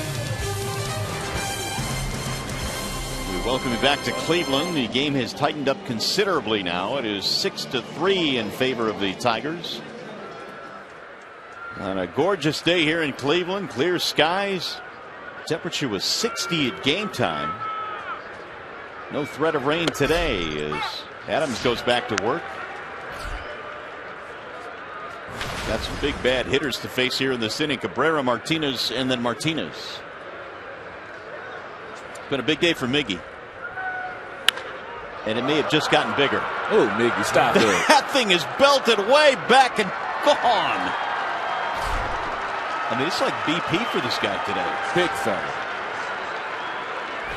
Holy cats, another home run. That's his second of the day and his fourth RBI. And neither one of his homers were cheapies. He's incredible. Handing out souvenirs by the bushel.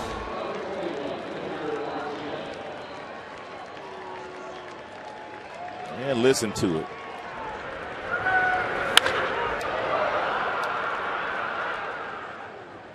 Second home run of the season, of the game for that matter. And it's a 7-3 Tigers lead. And we're talking about a guy that really only had 2 weeks of spring training. Really is remarkable.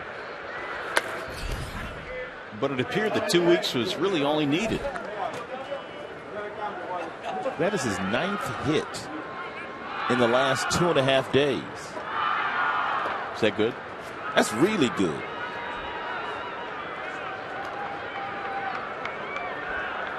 I don't think there's any question that he is the best hitter in all of baseball. That's pulled. Ooh, nice play there by Felix.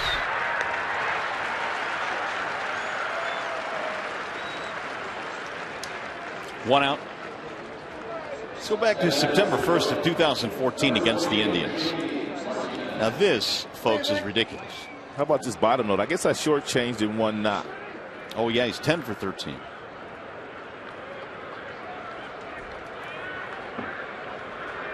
I mean, it's to the point where you just start considering walking him even if the bases are loaded. Much less damage that way. Here's J.D. Martinez. I mean, it's amazing how you can be locked in for a stretch like that. And I don't know any other way to describe it but to say he's locked in. And Victor and Miggy, they're special. There's no debate about that. But they're seeing this Adams cat for the very first time. And they hit the ball extremely hard. Usually the pitcher has the advantage when you're seeing a guy for the first time. Not your average hitters. Martinez and Cabrera. Victor just got robbed.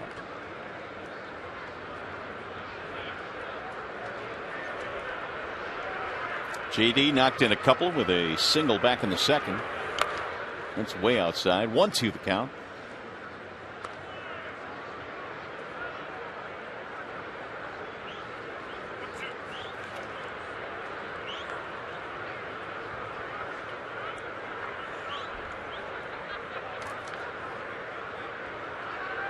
JD has played 13 career games here in Cleveland. He has 5 home runs in this ballpark. He went around there, and Adams able to strike him out. Second out of the inning. Now stepping into the Tigers. If you're wondering what the American League leaders look like in terms of hits, well, there's a Tiger, there's a Tiger, there's another Tiger. There's 5 of them on the list. And Xander Bogaerts. 12 hits already for Miguel. 12.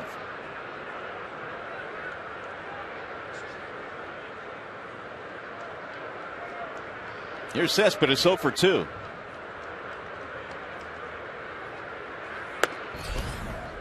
Ball 1 missing outside. It's what we've talked about over and over and over concerning this lineup. There really aren't too many resting points.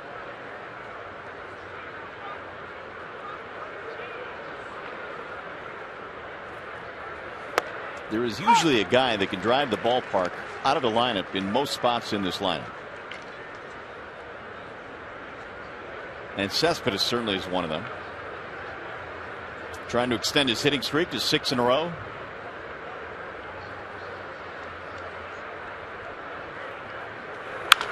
Bouncing ball to third. Chisenhall has it there. And that is that. Well, it's been a big day for Miguel Cabrera, and we're not even halfway there yet today. 2-run shot in the first. Solo shot here in the fourth. Miggy having a Miggy type day.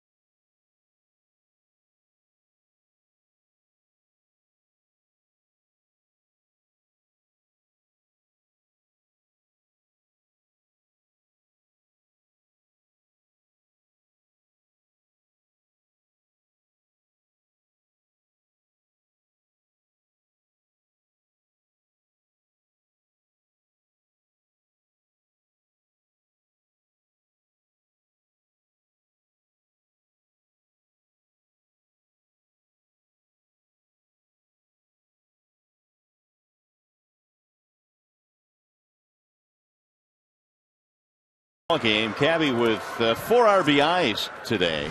And let's check out where the Tigers are headed. We mentioned they're right away to Pittsburgh, but that next homestand, Rod, looks pretty good. And Chicago White Sox, the Yankees, and also the Tribe come a-calling for a 10-game homestand in April. In the meantime, Lobstein has another run to work with now as Perez stands in and looks at strike one. Number 9 hitter for the Indians. He flied out back in the second.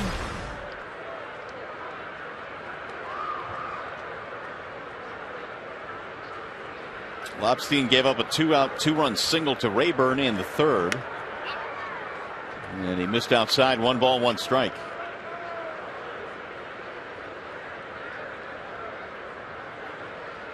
Michael Bourne to follow, then Mike Aviles. Missed it away. 2-1 the count.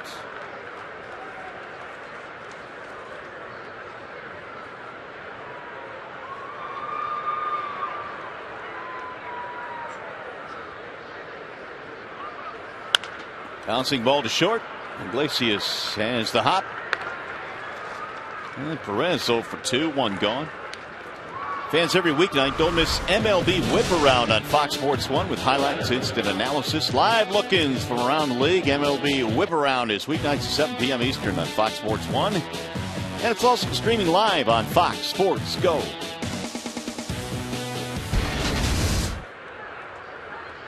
Here's Michael Bourne. He's been trouble for Lobstein today. Single walk steal. He shows bunt, strike one.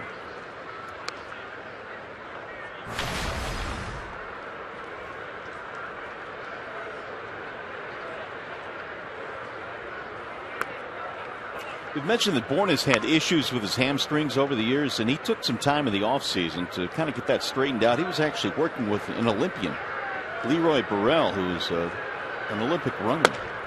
And he was teaching him how to deal with his form and improving his form, which would take less stress or put less stress on his hamstrings. Interesting. Yeah, well, to keep him more healthy. He did that in Houston, his offseason home. Swing and a miss, and he's going to go down on strikes. So guys these days are using all kinds of ways to find some help, be strong, and the issues for Bourne really kind of short-circuited his time here in Cleveland. Yeah, a lot of guys are doing yoga these days to stretch out. You do, don't you? I haven't done it yet. No. I'd like to at some point in time. Here's Mike Aviles.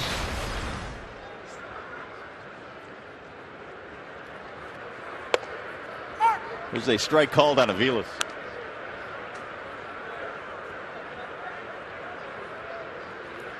Hit a ball to third base his last time up. Diving play by Castellanos. Took a base hit away.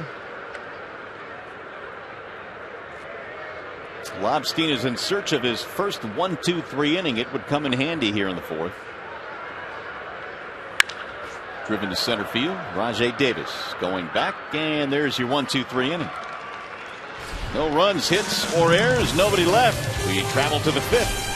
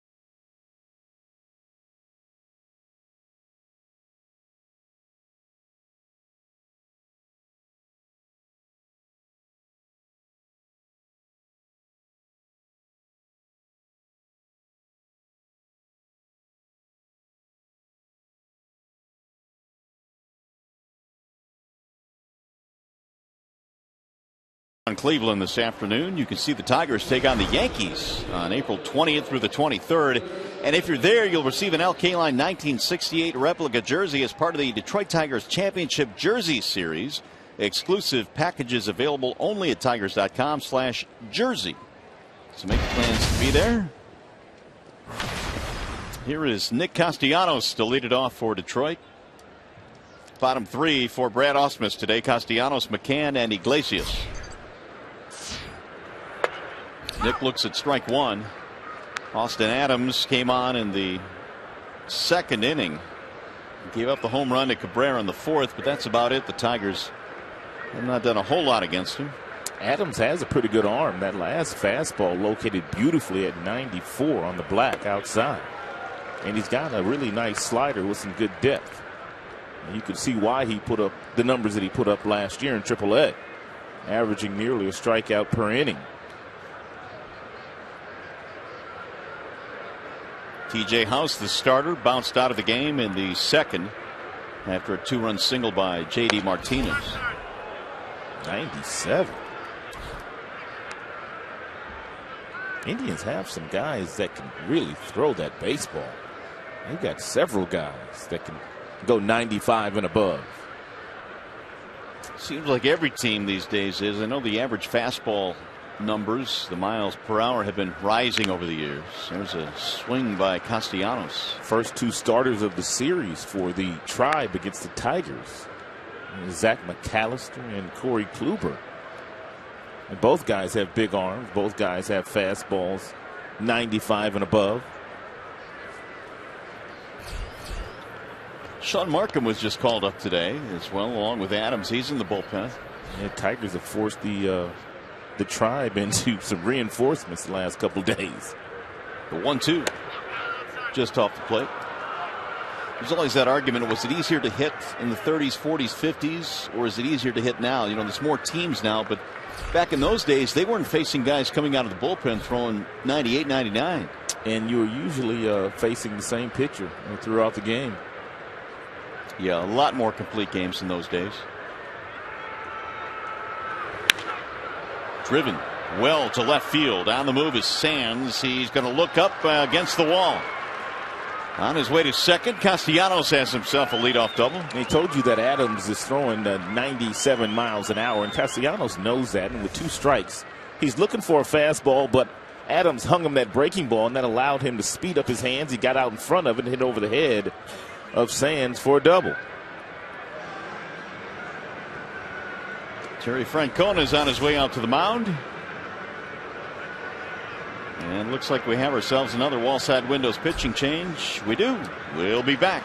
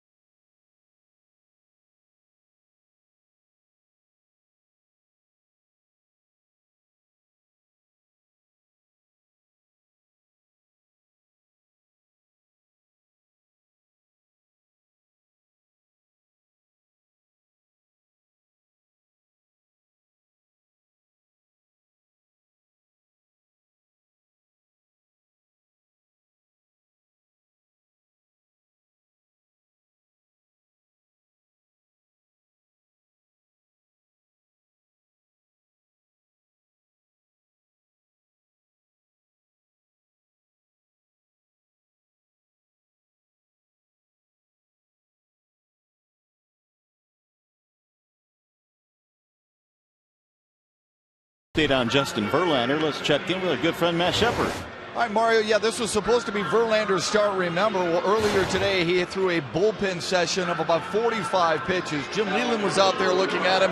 Verlander told me afterwards that he felt great. Leyland said he looked great. Jeff Jones said he looked great. And I asked, where do you go from here? Jones says tomorrow, if available and willing, he will play some catch, maybe some long toss, and then on Wednesday, the final game in Pittsburgh, he will look at some batters, throw to some batters, and then go from there. It's day to day, as you guys know, but overall, Justin Verlander looks really good, feels really good, and that's a great sign for all of us, isn't it? Sure is, Shep. That is great news indeed. Of course, you're probably looking at a simulated game for Verlander, do you think? Well, maybe that's all they need, but had he missed more time, he would have had to go down to the minor leagues for at least 1 start or 2 starts, but I guess their view is he may not need that much time. Sean Markham is the new pitcher. And that one's going to get away from Perez. Not fired, though. Throw to third. Castellanos going to be out. An easy out.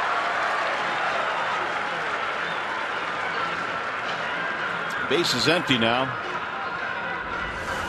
And Castellanos just over aggressive here. This ball basically bounces right up to Perez, the catcher, and Castellanos out by about 4 or 5 steps. Yeah, that would be great news if they could get Justin Verlander back before the month of April is over. Meanwhile, 3-0 now in McCann. There's JV. Enjoying a sunny afternoon, but make no mistake, they need to get him back on the hill, and that would be great news if they can get him in there before May rolls around. 3-1 the count. What do we have on Sean Markham? First major league game since July 6th of 2013. Popped up. Second base side for Jason Kipnis. 2 gone. That'll send up Jose Iglesias.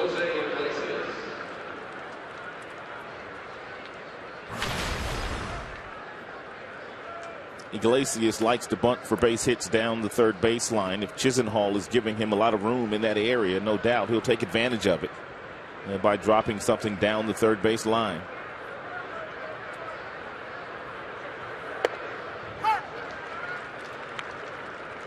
Oh for 2 this afternoon for the Tigers shortstop.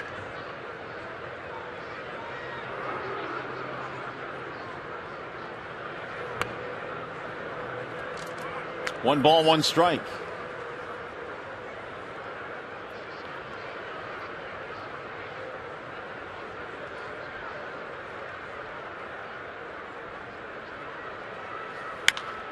That's popped up as well. Right side of the infield. Santana waiting for it, and that is that for Detroit. No runs, one hit, nobody left. As we go to the bottom of the 5th. Hey, Craig Monroe jersey sighting here. It's Simo getting some love. Nice.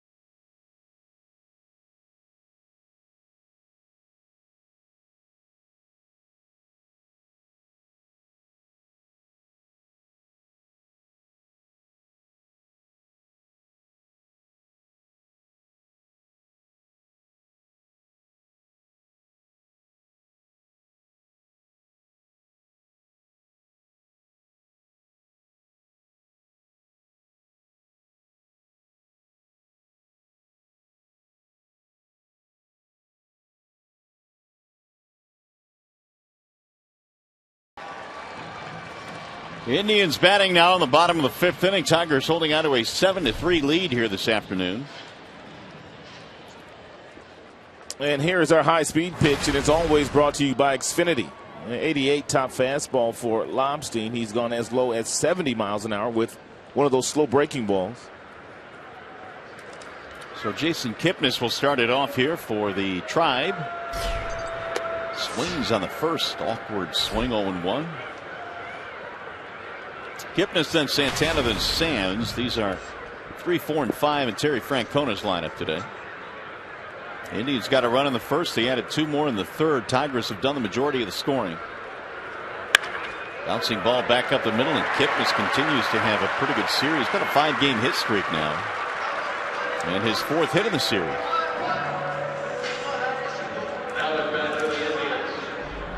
Leadoff man on here in the 5th, and now Santana will step in.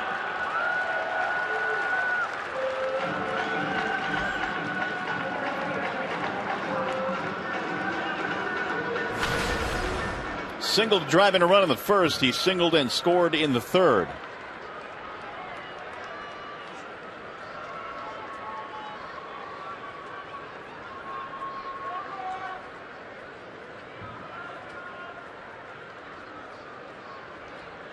With Gomes on the DL, Santana now will be the backup catcher for the Indians. He caught 11 games last season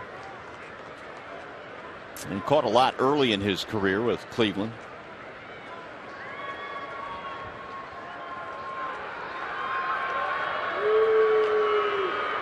You've got to keep a close eye on Kipnis. He stole 22 bases last year.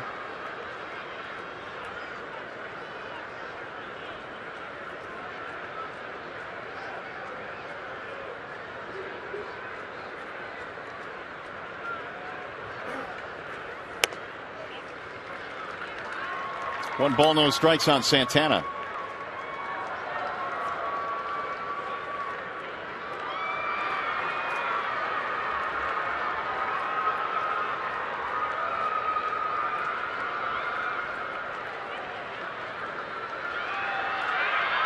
Lobstein ready with a 1-0. Here it is. Pulled foul. Ricochet around the seats. Tigers have had Angel Nesbitt up a couple of times. Eventually he's going to get into this game. He is warming up again for Detroit. The rookie, young Venezuelan who made the team out of spring training. If they could get one more inning out of Lobstein, which would give him the win, if the team holds on to win the game, they'll probably go to the bullpen. Here's the 1-1.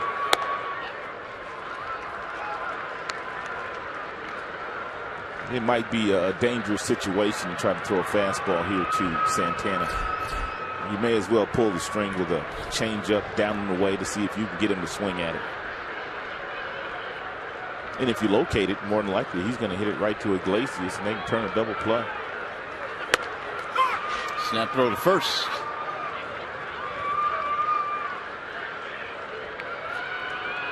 It's James McCann behind the dish today for the Tigers. Vila gets the day off. Something the Tigers catchers did quite a bit of during the course of spring training, throwing behind the bases. I think Brad Ausmus encouraged them to do so.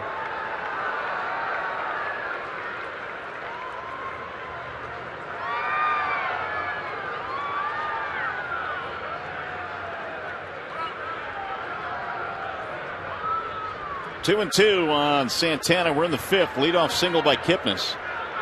Tigers have 7 runs on 8 hits, 3 runs, 7 hits for Cleveland. Here's the 2-2 with the runner going. That is popped up. Left side of the infield for Iglesias. Kipnis was all the way to second base, had to scamper back of the bag at first. So a dangerous hitter is retired. Santana is gone. Now Jerry Sands will step in. Coming to you today from Progressive Field in Cleveland, Ohio. Mario and Pemba, Rod Allen, thrilled to have you with us here today. Brady Klima is our producer. Mark Isofano is our director. The Iceman back home, he's a Clevelander, you know. That's right. He's big in this town. Real big. Parade, statues, all that kind of stuff. Sands a pop-up and a flyout. He's 0 for 2.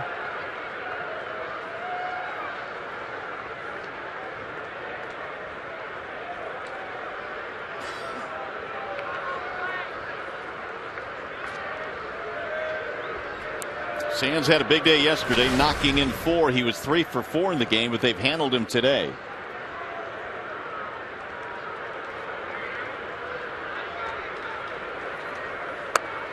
Jerry showed a lot of power in the minor leagues.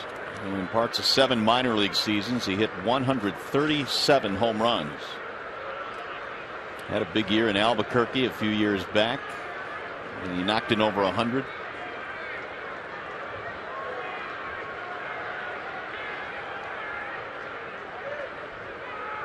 Much more difficult to knock in 100 runs in the minor leagues based on the fact that you play, well, just about a month less.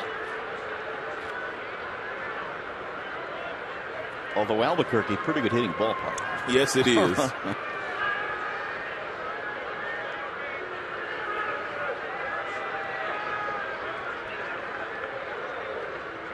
Here's the 1-0.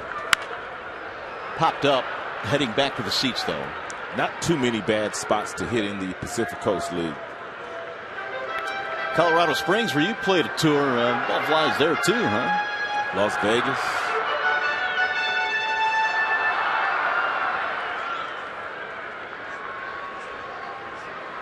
One ball, one strike. Kipnis started the inning with a single. He's still standing there with 1 out.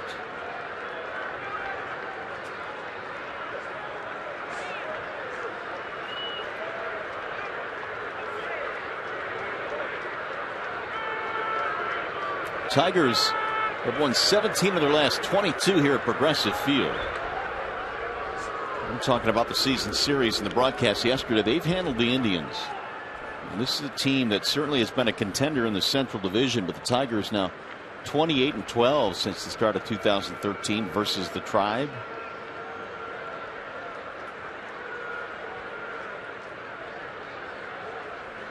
The 1-1. Slow roller toward third. It's going to stay fair. Lobstein can't pick it up. An excuse me base hit for Jerry Sands. Lobstein made a mistake there. And when the ball is still rolling to you, you use your glove. You use your glove to pick it up, and then you just throw the ball to first base. But he went at the ball, and he tried to pick it up with his bare hand while the ball was still moving. And because of that, he whiffed on it, and he didn't get the out.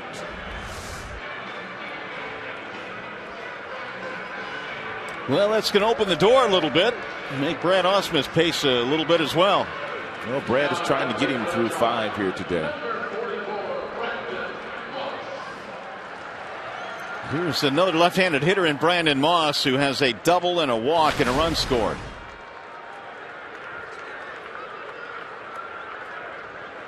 It was just the second hit of the season for Moss, his 2-base hit in his last at bat. Well, McCann calling time, flashing some defensive signals out in front of the dish. And what McCann is doing here is he's letting everybody in the infield know if for whatever reason they try to steal a base, if Kipnis tries to steal third, they would simply throw behind to second base to get Sands on the back end of that. So he's basically telling his infielders what he's going to do with the baseball if they try to steal a base. It's ball 1.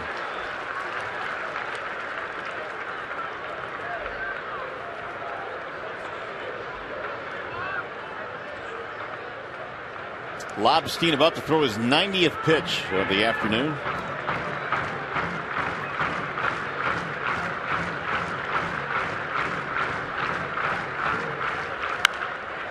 Fouled back out of play.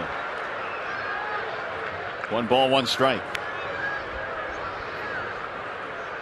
So Lobstein was stretched out toward the end of spring camp in anticipation that he might have to make a start for Verlander, and here he is today.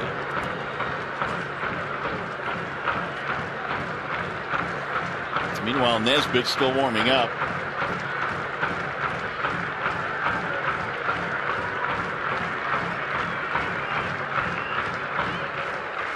Here's the 1-1. 1-2 on Moss. Pretty good breaking ball there thrown by Lobstein with really good arm speed, and that's what sells the breaking ball. At 74 miles an hour, if you've got the same arm speed as the fastball, you can get a hitter like Moss to look like he just looked on that swing. Go a couple different ways now. He can climb the ladder with a fastball. Got him. Almost picked him off. Climb the ladder with a fastball up or another breaking ball down and away to Moss.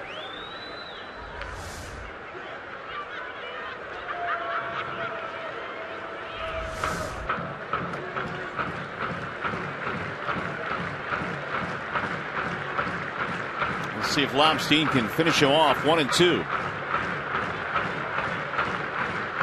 Got the righty Rayburn on deck. And Moss would not chase that pitch. 2 balls, 2 strikes on the former Oakland Athletic. Sign of the offseason by the Cleveland Indians. He had a ton of home runs the last 3 years. Did Moss, all with the Athletics.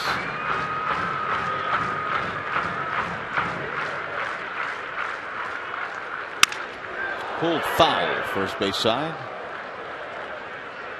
Sounded like he cracked his bat.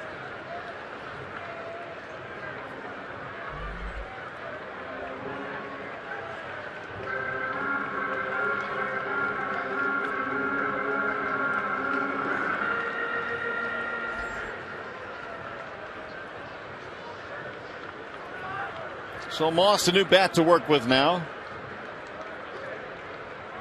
Had a big game in that wild card game against the Kansas City Royals for the Athletics. He had a couple of homers, 5 RBIs.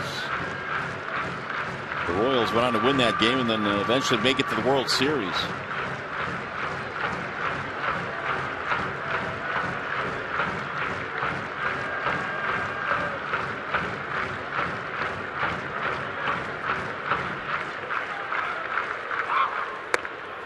Low again. 3 balls, 2 strikes now on Moss.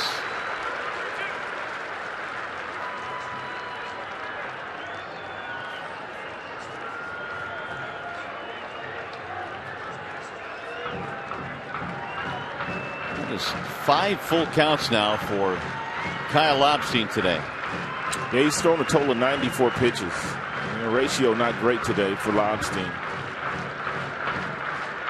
3-2. Ground ball to first. Cabrera spins. He'll fire to second. 1. That's all they get. Long throw for Miggy. Put it right on target.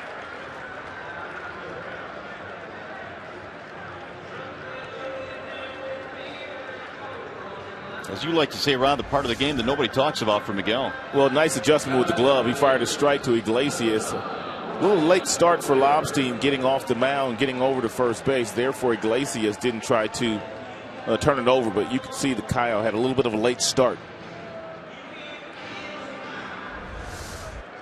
So that leaves him at the corners now with 2 outs and a chance for Rayburn, who came through with 2 outs back in the third. A single to knock it a pair.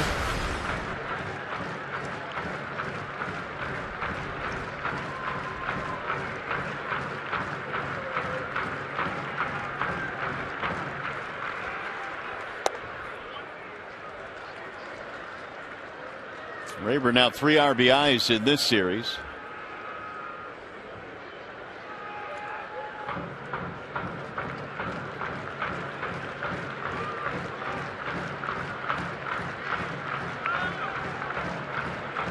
Lobstein ready with the 1-0 pitch. Bouncing ball to third. Castellanos across the diamond to end the inning. So nothing doing. They threaten but do not score. As we go to the 6th, Miggy due up third. He already has 2 home runs in this ball game. Do I hear 3? We'll find out when we come back.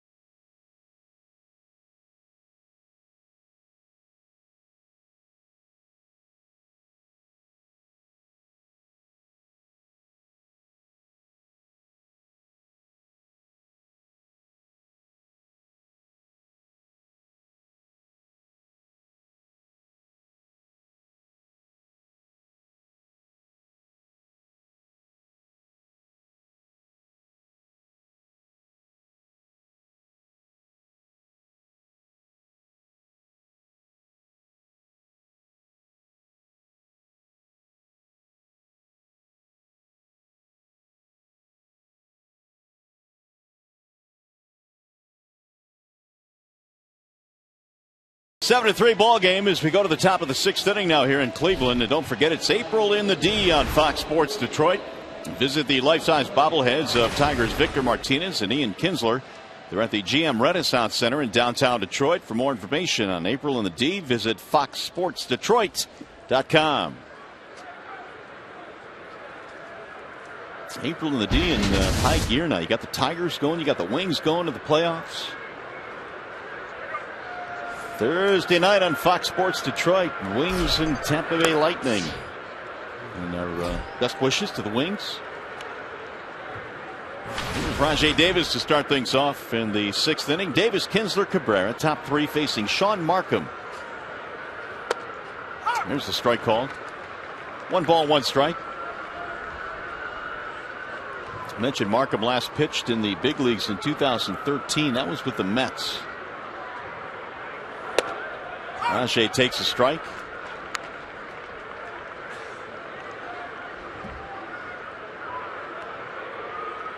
Broke in with the Toronto Blue Jays, did Markham. Swinging a foul. 1-2 the count stays on Rajay. Big day for Davis. He's been on base 3 times. He has drawn a couple of walks. It's also singled. He has stolen 2 bases.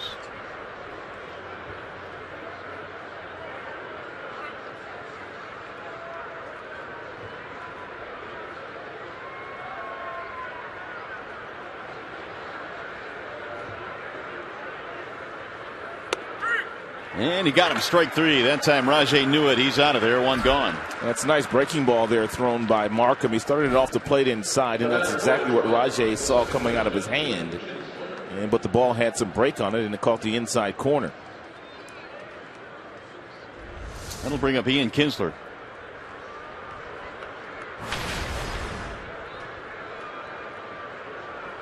Average at .458 now for Ian. On base 2 more times today. Single, walk, 2 runs scored.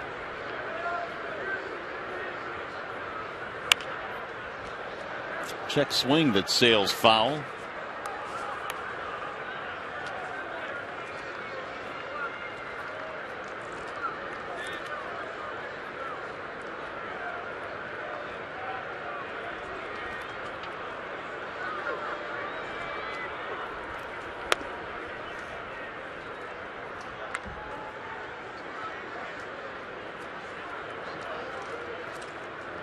Well, Kinsler last year again scored 100 runs, and even 100.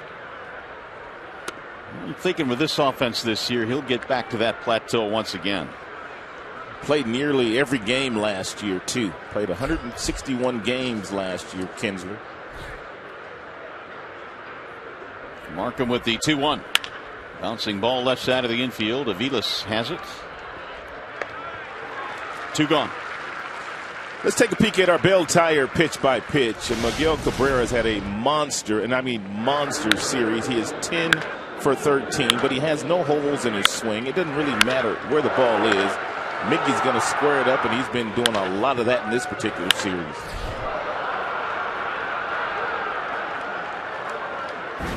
Inside, outside, high, low, it doesn't matter when Miggy is standing in the batter's box.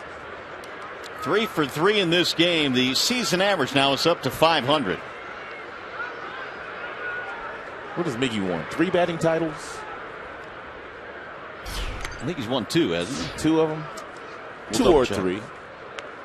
Actually, you may be right. But a guy that size, 6 feet 5 inches, 250 pounds, who gets no infield singles, wins batting titles. That's fouled away.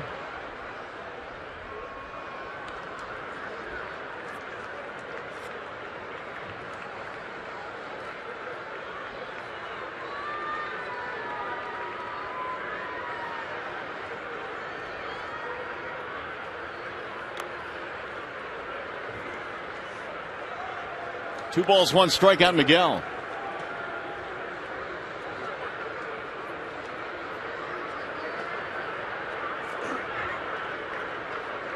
Three batting titles, you're correct. And he's driven to center field. Way back. That ball is up against the wall, and Miguel Cabrera cruising to second base, and he is in there with another hit. It's a double for Cabrera. He's just messing with us now. That's his 3rd extra base hit today.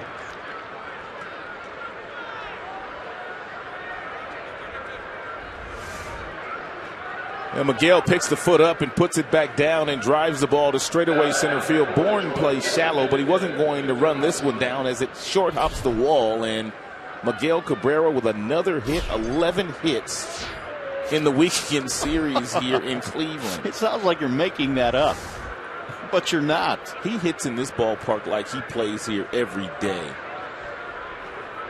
First base open, Martinez will not bat.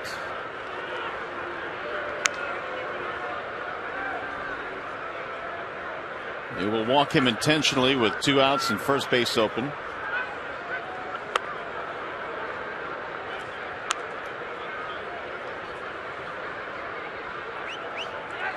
Well, Terry Francona wants no part of Victor Martinez. They'll take their chances with J.D. Martinez.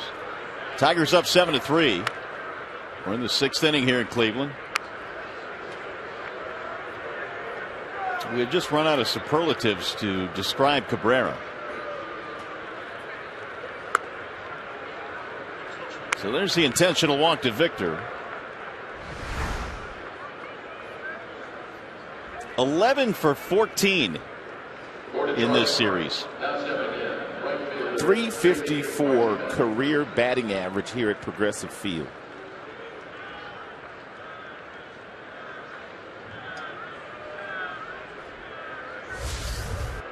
So with 2 outs here, it's J.D. Martinez who singled in a couple of runs earlier.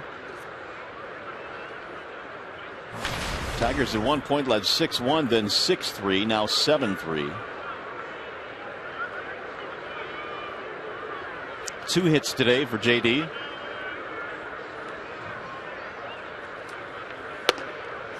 That's in there for a strike. And Victor Martinez already in the first week of the season has been walked intentionally 3 times. He led all of baseball last year in that same category with 28.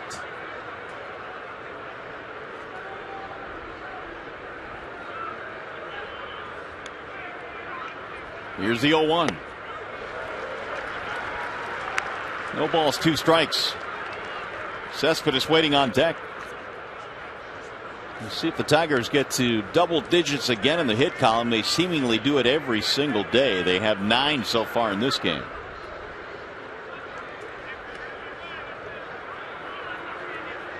And the 0-2.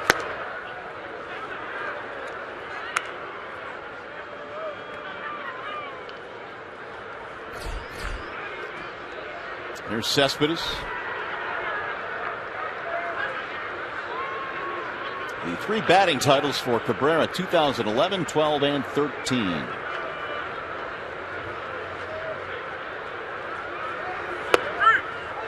Strike 3 call, and that's going to be it. J.D. caught looking. Tigers threatened, do not score. Bottom of the 6th coming up.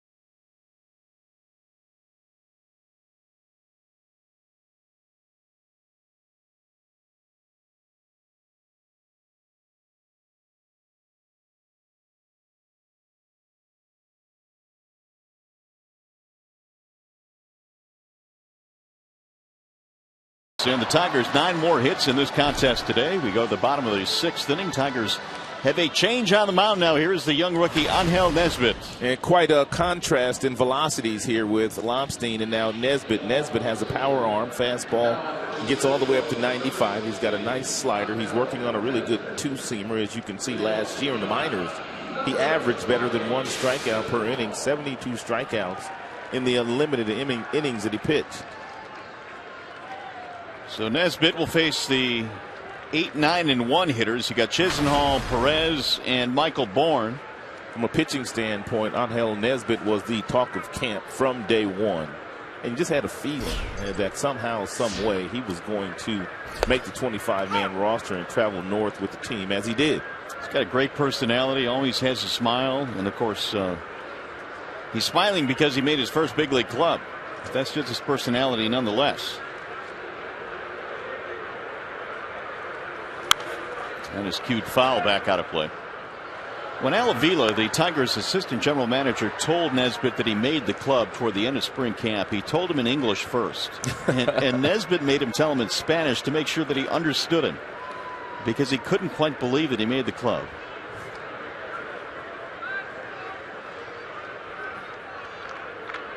Here's the 0-2. It'll go all the way to the backstop. 1 ball, 2 strikes. And we had a beautiful soundbite as well on Nesbitt talking about when he called his mom after he had heard the news and just how happy she was. He's a native of Venezuela, just 24 years of age.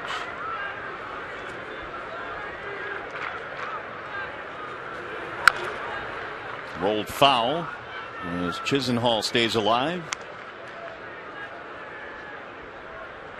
Lonnie today single and a ground out.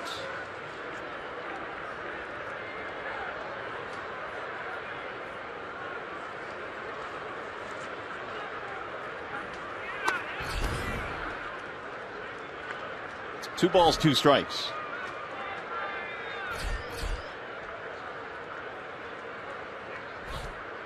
Perez waiting on deck.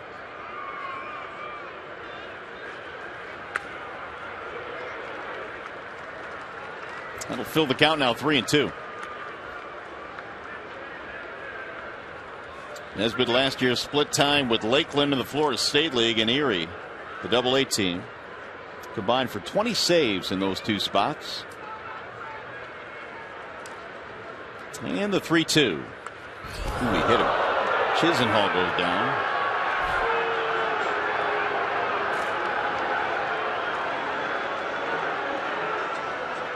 That'll put him at first base. Here comes Terry Francona. Keep in mind earlier, both starters were warned in the very first inning when there was a hit batter, Victor Martinez.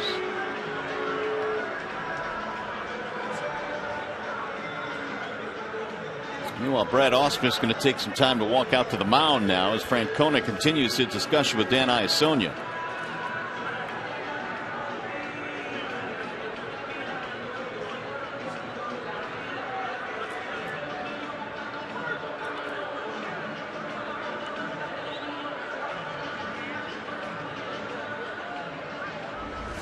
Now, this was after Victor Martinez was hit in the very first inning with nobody out, and TJ House had already given up a 3 spot. Cabrera had homered and then Martinez was hit, but you don't normally see issues or warnings issued that early in the game, and Francona took umbrage with it.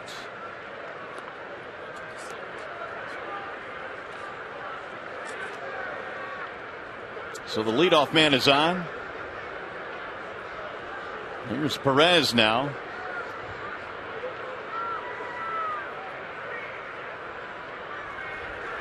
And he shows bunt.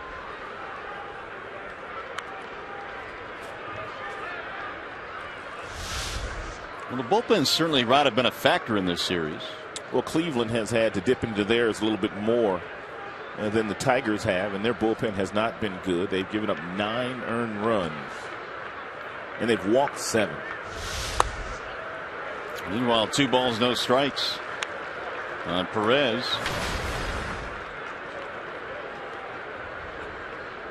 Oh for 2 in his 2 at-bats against Lobstein. Kyle goes 5, is eligible to get a win if the Tigers hold on and win this game.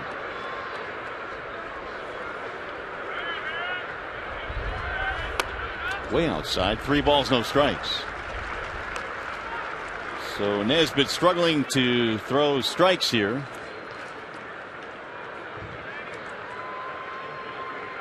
An all-star last year in the minor leagues.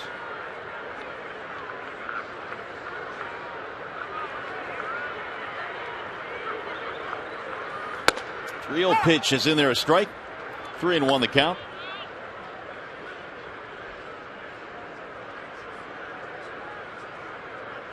Top of the order, Michael Bourne waiting. 7-3, Tigers lead in the bottom of the 6th. Another strike, run at full now, 3-2.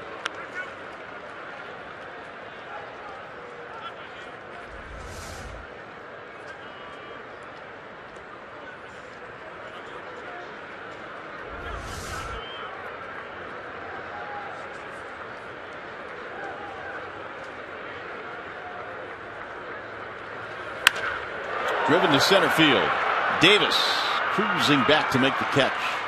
Solid contact by Perez, but he's out. And Tigers have a couple of center fielders that can cover some real estate. Anthony Ghost, of course, is a stellar center fielder, and Rajay Davis has really good speed too. And he was off at the crack of the bat and ran this one down, nearly overran it.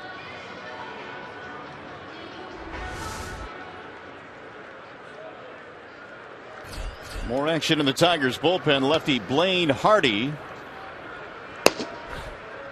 He'll begin to tune up. Here's Michael Bourne with 1 on, 1 out.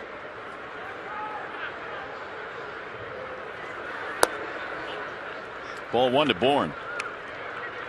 He's been on base a couple of times today. Single, walk, steal, run scored.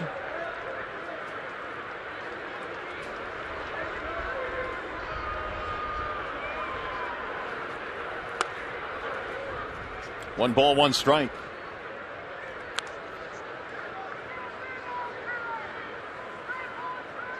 And Nesbitt's got some nasty stuff.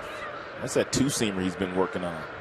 At 88 miles an hour, you can see the late life on that pitch. Just kind of darted out of the strike zone. And he's got 95 when he decides to throw you a four-seamer.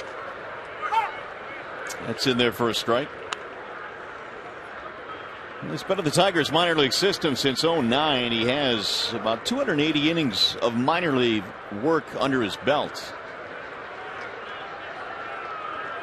And getting a shot now to the pitch in the big leagues for the first time. He's ahead 1-2. 2 balls, 2 strikes.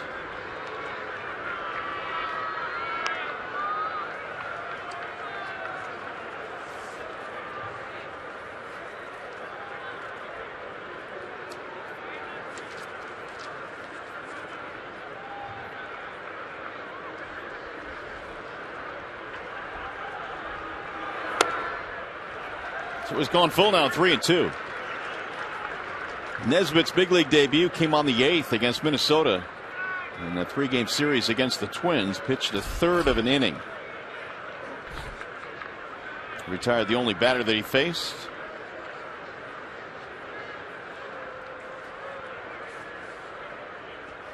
Swing and a miss. And Nesbitt comes back and strikes out Bourne.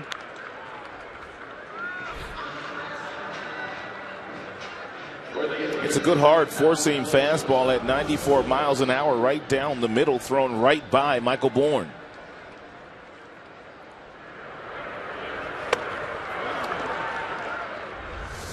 So with 2 outs, that'll bring up Micah Vilas.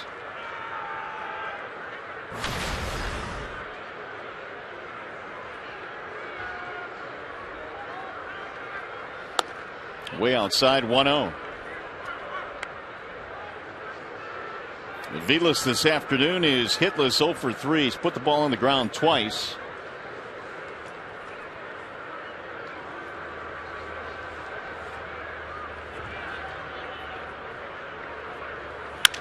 Bouncing ball to second. And Nesbitt's going to get himself a scoreless inning. No runs, a hit batter, 1 man left. 6 in the books here in Cleveland.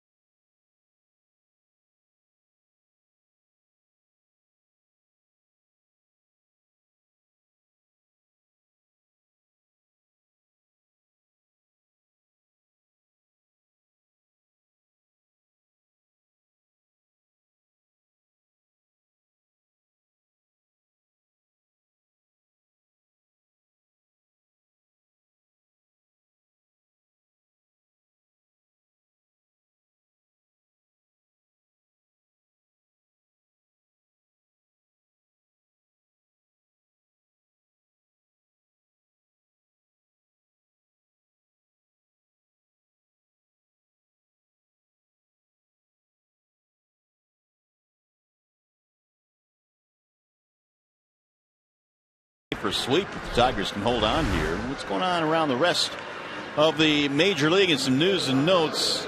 Archie Bradley made his major league debut last night, and it was a pretty good one for the Diamondbacks. Went up against Clayton Kershaw. Meanwhile, Jenry Mejia has been suspended 80 games for PEDs. He's the Mets closer, isn't he? Yeah, that's the same PED that Irvin Santana was popped for. 3 remaining undefeated teams, of which the Tigers are 1, and they're trying to stay undefeated here as we go to the 7th inning. It'll be Yoenis Cespedes to lead it off, then Castellanos and McCann.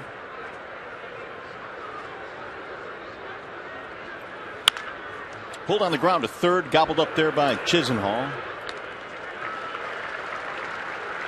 And 1 away.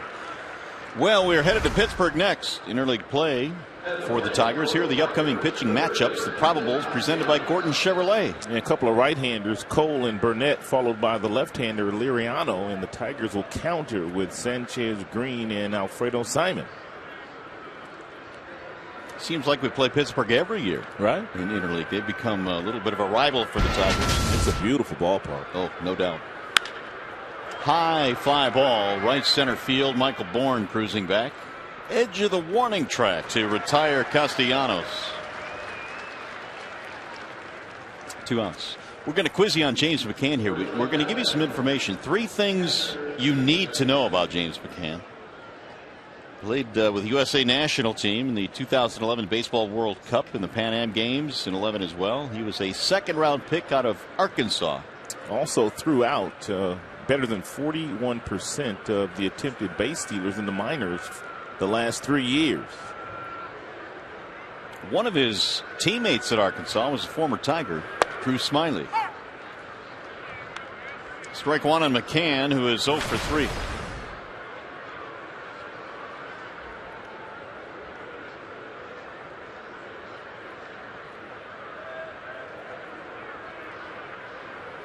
Looks like McCann ain't afraid of getting that weight room.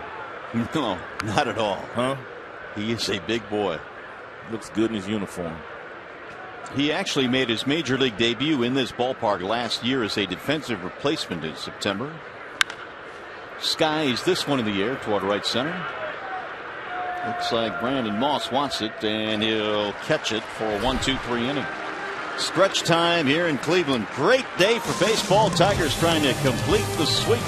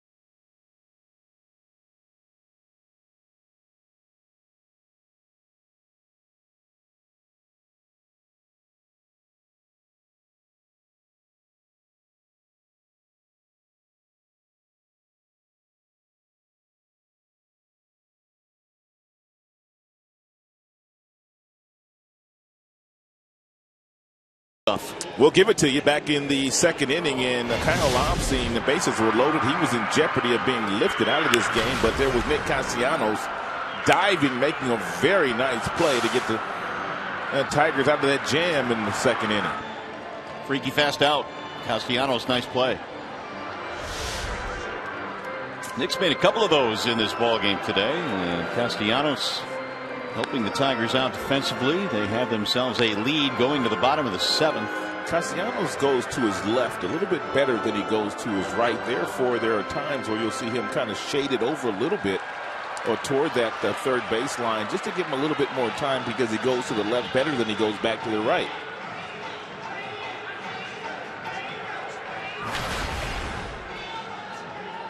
Fans, don't forget you can check out MLB.com at bat. You can follow every Tigers game on your mobile phone or your tablet.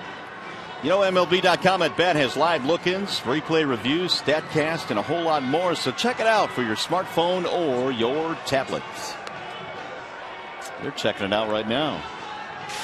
You have the At Bat app, I know, right? I sure do. I'll tell you what, we check into that multiple times daily. I love it. Keep you updated on what's going on around the league. Angel Nesbitt is continuing to warm up. Today belongs to Miguel Cabrera. I don't think there's any doubt about that. He has had another 4-hit game, back-to-back 4-hit games.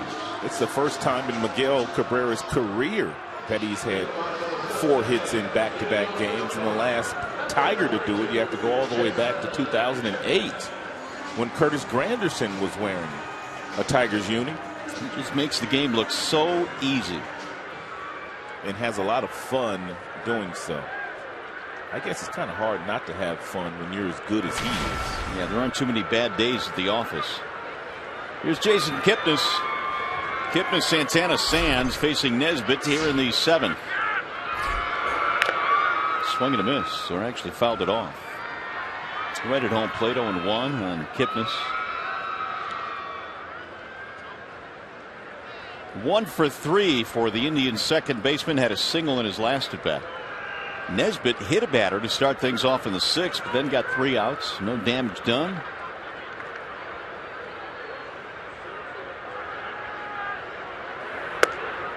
Strike called. Quickly 0-2 on Kipnis.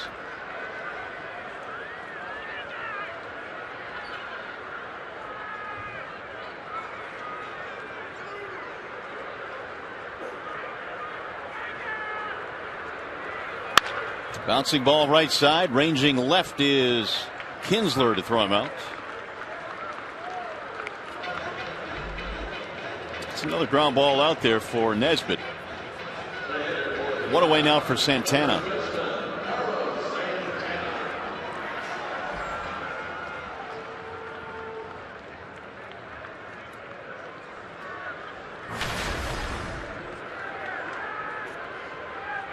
Tigers have won 8 of their last 9 in this ballpark, and they have a 4-run lead right now.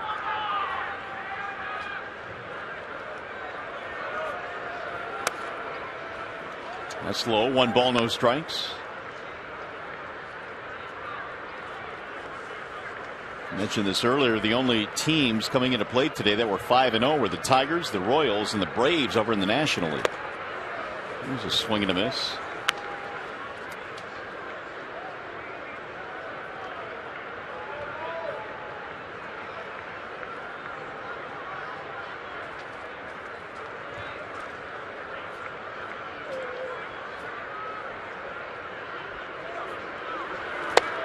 Wave and a miss. A couple of really good changeups thrown here to Santana and also Kipnis.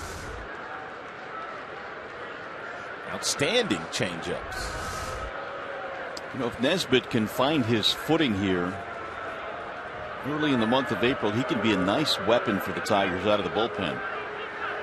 Middle innings guy. And then hopefully Bruce Rondon will be coming back. We haven't gotten any updates on Bruce recently, but he started the season on the DL, so there's another potential really good piece. Here's the 2-2. Swing and a miss. Santana's gone. Second strikeout for Angel Nesbitt. 3 changeups thrown to Carlos Santana, followed by a 90-mile-per-hour fastball that he was a little bit late on.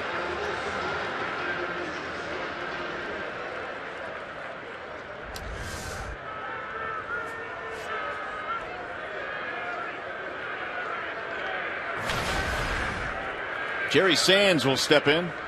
Nobody on here in the 7th. Sands infield hit his last time up, 1 for 3. Ball 1.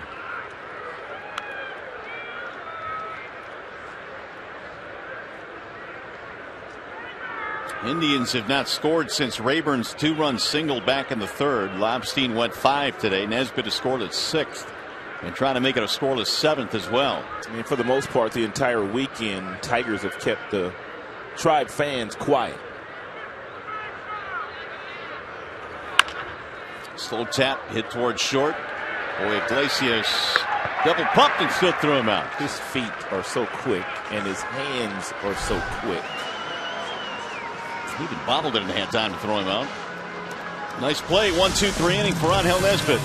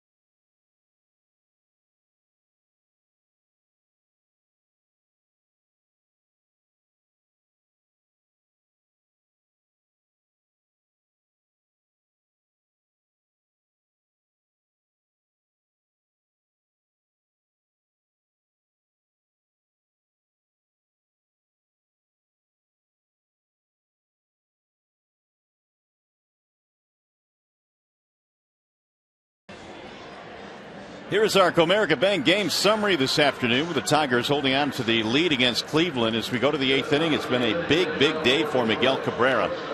Back-to-back 4-hit games. He's at 2 out of the ballpark today. Lobstein, what'd you think about Kyle today, Rod? A little erratic early in the game. Did not throw as many strikes as he needed to throw. Therefore, he was only able to last 5 innings, throwing 97 pitches.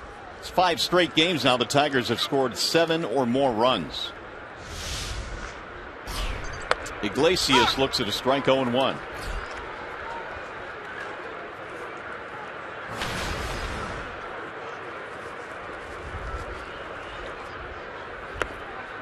There's a ball down low, and the count evens now 1-1.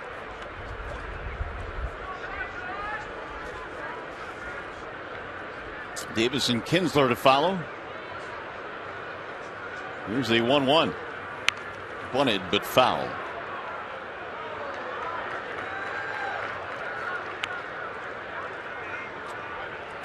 Oh for 3 today for Iglesias.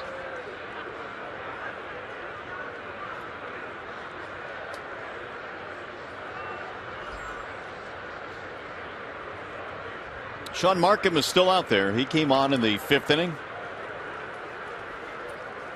Well, Markham doing exactly what they hoped he would do when they called him up today, and that's eat up a few innings. Here's a base hit for Iglesias. Leadoff single here in the 8th. Let's check in with Matt Shepard with more on the Tiger shortstop. How appropriate is that, huh? He makes a great play, leads off the next inning with a single. Usually guys ooh and ah after big home runs. Well, this Tigers dugout was oohing and on after that Iglesias pick. And then as Rod pointed out the quick feed, I went over to Anthony Gose. I said, man, can that kid pick it or what? And Gose said, oh, he's a special talent, man. I bet you he's a hell of a dancer. Thanks, Shep, and I'm probably sure he is. I mean, Iglesias, man, he's got some feet. He's serious hot dog too. Well, they don't have enough cup and mustard in the cupboard for him, man. I love him, man. Well, he's able to do it on the field. I mean, he can back it up. He sure can. So it's all right to be a little flashy. Rajay Davis, the batter.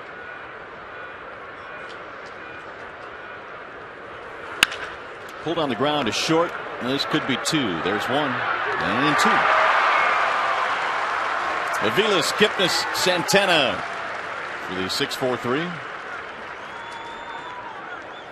2 gone here in the 8th, and now Kinsler will stroll in. Well, partner, we've put just about a week into the books now in the 2015 season. A whole lot to be excited about. Well, the team is as good as advertised. Obviously, they're playing a little bit better than most people thought they would as far as the offense is concerned. You're not going to average 7 runs a game, but it is the class of this division, and I was shocked when I saw so many experts out there picking other teams in this division to be better than the Tigers. Yeah, I was too. I don't think there's any doubt. I think you go into spring training when you have some new parts. You're not sure how they're all going to fit together, but the early returns are a guy like Cespedes and Green. I mean, they fit in nicely. Simon has fit in nicely. The Indians pitched so well down the stretch last year that they thought that quartet of starters was Salazar. He's in the minor leagues, but they had Kluber, they have Bauer, and they have Carrasco. They thought that those 4 guys would be enough for them to overtake the Tigers for the division. Anthony Gose also an acquisition in the offseason for Devin Travis. He's provided a lot of spark. So it's been fun to watch this first week, and we all understand, those of us that watch the game every day, and those Tigers fans out there know that it is 162. It is a long, long haul, but you certainly would rather start this way than the other way. But the Tigers have a lot of guys down there in their clubhouse and in their dugout that have been there and done that. They know it's a 162 game marathon. They don't get up too high. They don't go down too low. Well, that's a great point, because while there are a lot of good young players on this team, the core remains a veteran core. Cabrera, Martinez, Kinsler, they've been around. And they play every day. And Brad, a lot more comfortable his second year as a big league skipper. 3-2 on Ian Kinsler. And he walked him. 2 out, base on balls. Here comes that man again.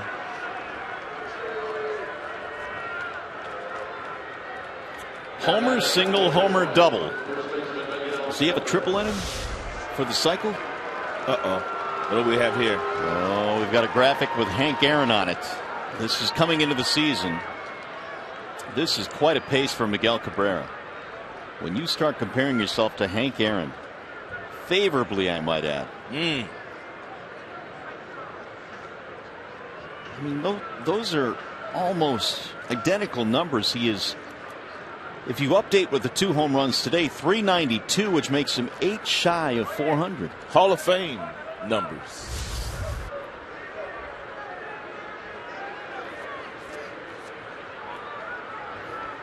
Tigers' last cycle, by the way, was 2006 when Carlos Guillen did it against the Rays.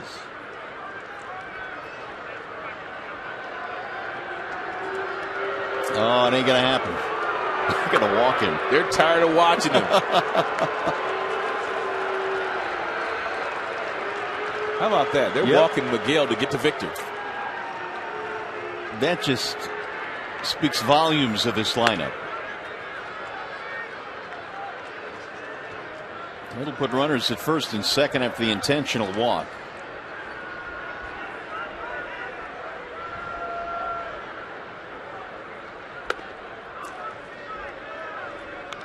And there's Martinez waiting on deck. Terry Francona says, I've had enough of watching Cabrera hit. We've watched Victor over the years, though, when they have decided to walk Miggy intentionally. His intensity level just goes up, and he just zones in that much more. It's funny because here in Cleveland, before Francona, Manny Acta was the manager, and he typically had enough of watching Miggy hit. Manny Acta said that Miguel Cabrera frightens him. He scares me, he said. So here's Martinez. He's an imposing dude. Don't let the smile fool you. He's a special talent, that's for sure.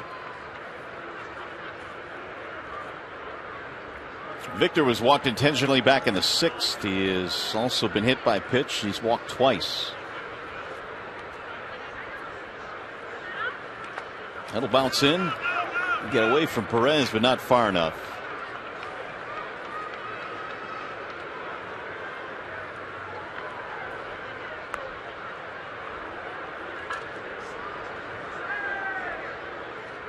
Vita's the shortstop, nearly playing right behind the second base bag, which gives Victor a huge hole on the left side of the infield should he try to shoot something that direction to get himself an RBI with 2 outs. We've already seen him do it this year.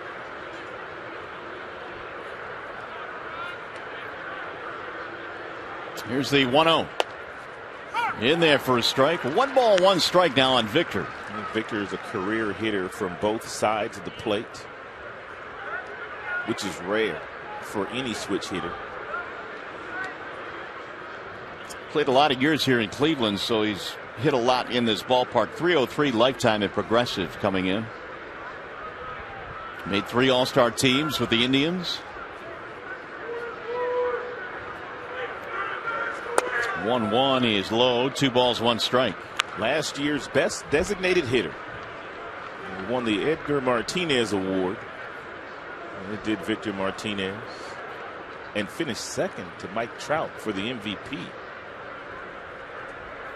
If he played a position last year, do you think that would have maybe swayed some of the voters in Victor's direction? Yeah, you took the words right out of my mouth, and that's exactly what I think. I think the Trout certainly was going to win and was deserving of winning it. Let's not make any mistake about that. But if Victor went out there and played a position every day, certainly it was a big swing. I think he gets a lot more votes.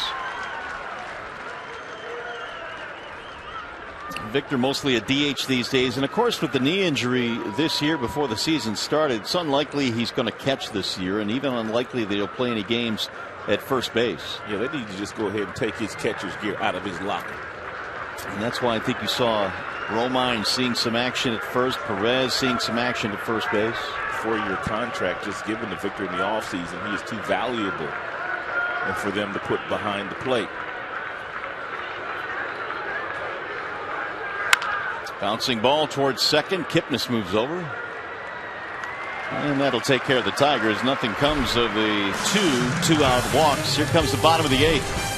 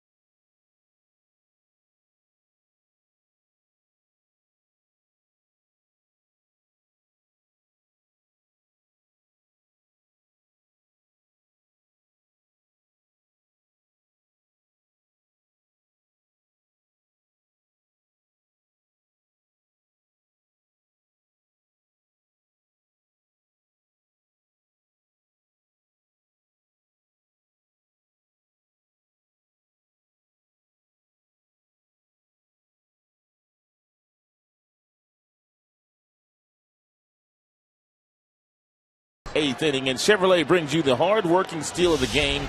Runners on first and second, nobody out, with Miguel Cabrera in the batter's box, and a double steal by Rajai Davis and Ian Kinsler. Ball thrown into the outfield, and Rajai would scamper home, and then Miguel Cabrera would follow with a 2-run homer. Davis again making his presence felt. This is his second start of the year, and he's done a good job today. Been on base a couple of times. Tigers go back to the bullpen. Lefty Blaine Hardy checks in. And Blaine Hardy was called up right before this series began in anticipation that they would have to get some tough left-handers out. And Tigers now have 3 lefties in their bullpen, with Hardy being added. Here is one of those lefties, Brandon Moss. Double and a walk in this game. He's 1 for 2. Hardy stays outside. Count goes 1-1. Hardy not a hard thrower. Fastball right around 89, maybe top 91. He'll cut the fastball. He'll sink the fastball. He also throws a breaking ball as you get a look at the shift that they play on Brandon Moss. Ooh, that one just missed. 2-1.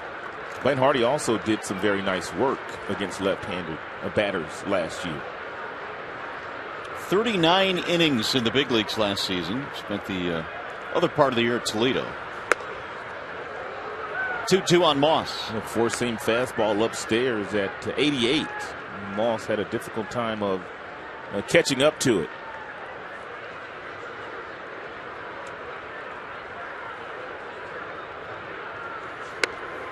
That one will miss high and away.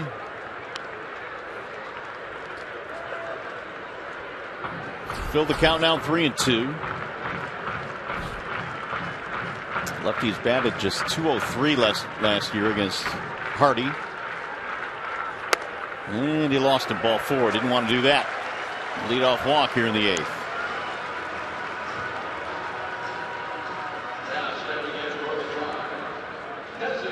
Jabba Chamberlain is warming up in the Detroit bullpen. Nice work by Angel Nesbitt in his 2 innings of work.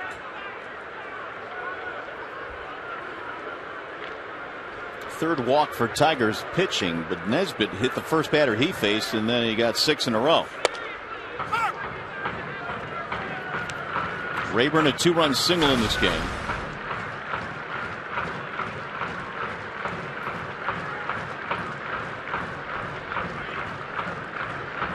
Here's the 0-1.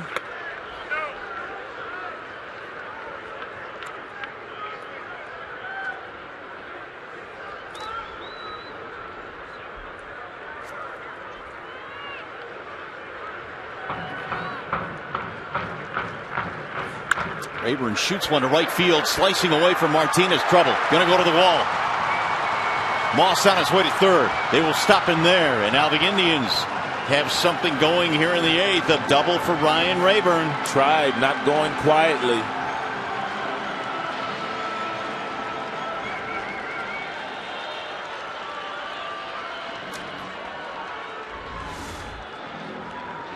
That's a nice approach by Ryan Rayburn, pulling his hands close to his body, slicing that ball down the right field line for a double. It's the second hit of the day for Rayburn. 9th hit of the day for the Indians.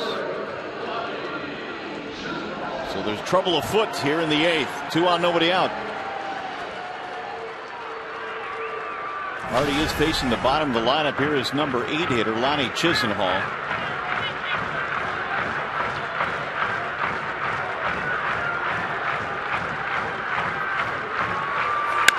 Ground ball right side.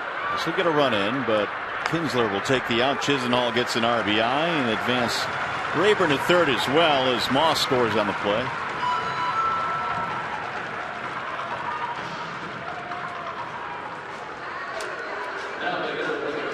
7-4 ball game.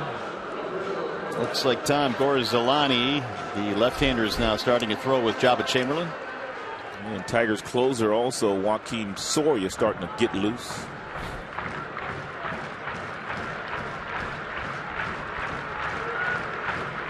Here is Roberto Perez. Whistled foul, back out of play, 0-1.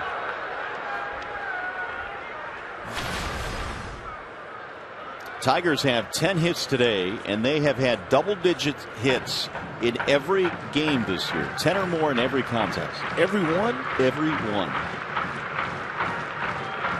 It's quite a streak. High fly ball, hit well to center. Rajay going back, track, wall to make the catch. Rajay had it all away. At the 400-foot marker, that'll score the run, but a long sac fly for Perez. About a month from now, that's a home run. Ball carries much better here as it warms up. No doubt. Still a little bit cool and crisp today, and it fell right in front of the wall. So the lead down to 2 now for the Tigers. Bases are empty, and here is Michael Bourne. He pops this one up. Shortstop Iglesias waving Castellanos away, and that's that for the Indians. So the Tigers lead now cut to 2 as we go to the ninth. Tigers baseball presented by Bell Tire.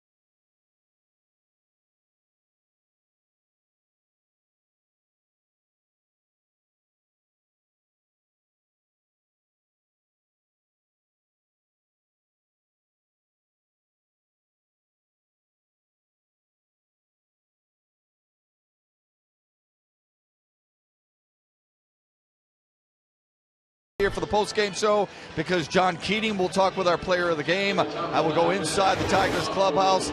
We'll get a very matter-of-fact Brad Ausmus. Other players will weigh in on what we hope, Mario and Rod, will be a 6th consecutive win. They're trying to hold on here in the 9th. For more on that, we go back upstairs for the fellas, guys. Oh, it will be, Shep. It will be 6 in a row. We've got 3 more outs to get. In the meantime, the Tigers now go to the plate in the 9th inning, trying to add to their 7-5 lead. J.D. Martinez will start things off, and then Cespedes and Castellanos.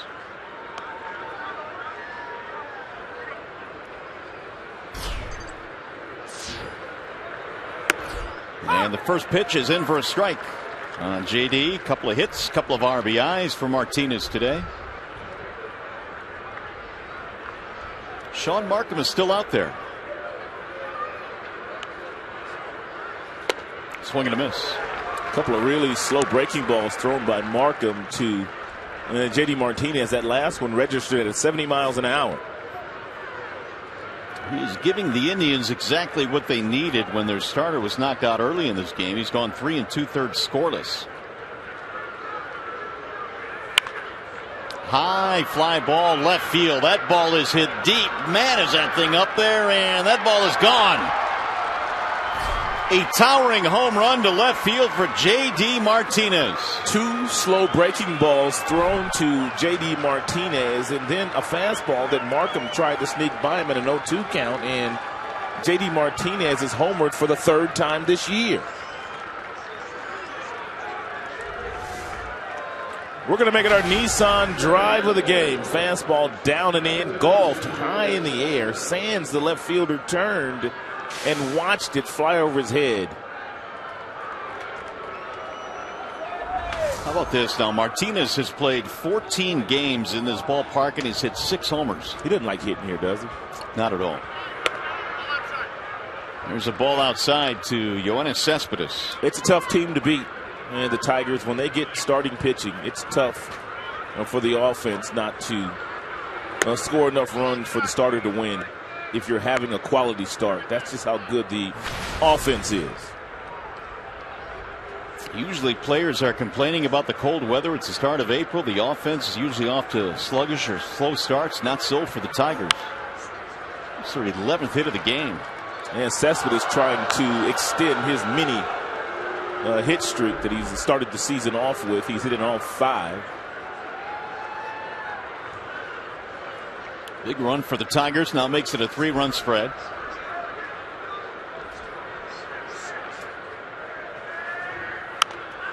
Cespedes fouls it away. 2 balls, 2 strikes. A couple of key pieces to the Tigers lineup. Kinsler He's had a pretty good day himself. He's been on base 3 times.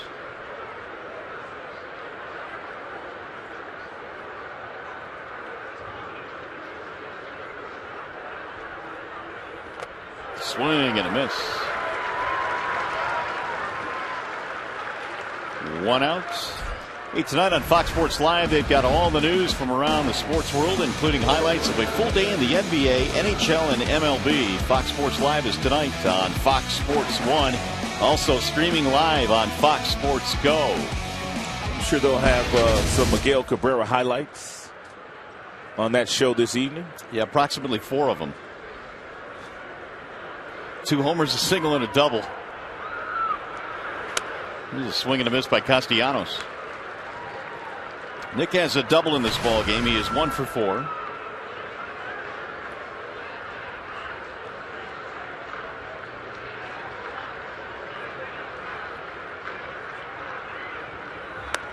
Swing and a miss again, and the count is 0-2.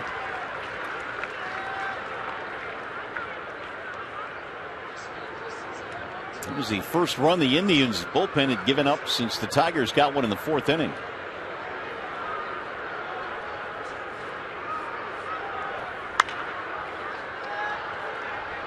Back into the seats it goes. Pittsburgh is the next destination. The Tigers trying to bring a 6-0 record into Pittsburgh. And they'll be going up against Garrett Cole tomorrow afternoon. Opening day. Yeah. In Pittsburgh. Is that our last opening day? You hope. We've had 3 of them this year. 3 of them.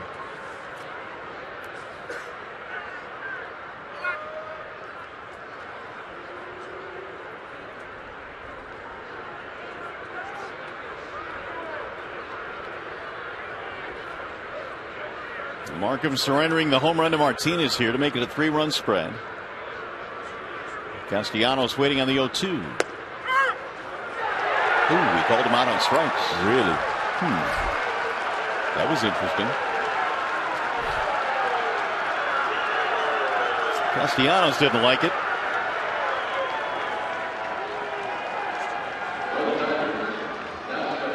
Two gone. Brad not liking that call.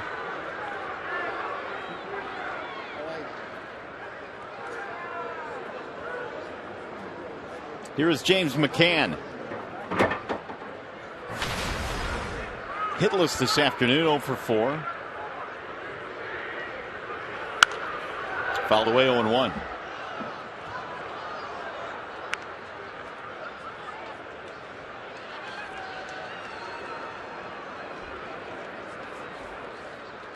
Castellanos still fuming about that last call.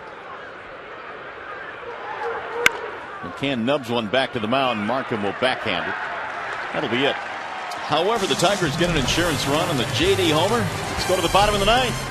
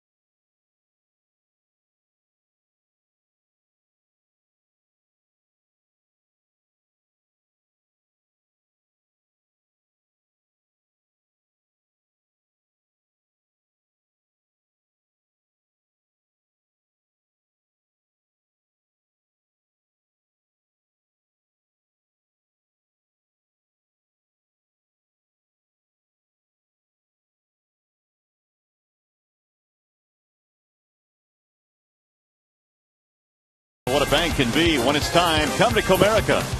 Your Metro Detroit Chevy dealers. Visit ChevyDetroit.com. See why Chevy drives the Motor City. And by Wallside Windows, we can do that. We are the factory. Back here in Cleveland, last call time now for the Cleveland Indians. The Tigers have made one defensive change. Castellanos is out of the ball game, and Andrew Romine will take over at third. Tigers also have their closer on the mound now, Joakim Soria. And Joakim Soria pitching in his 4th game this year. He's already gotten 1 save in this series in 1 opportunity.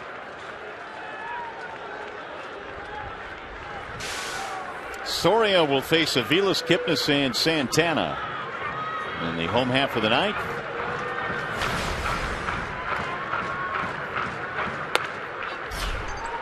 Aviles in this game has put the ball on the ground 3 times. He is 0 for 4.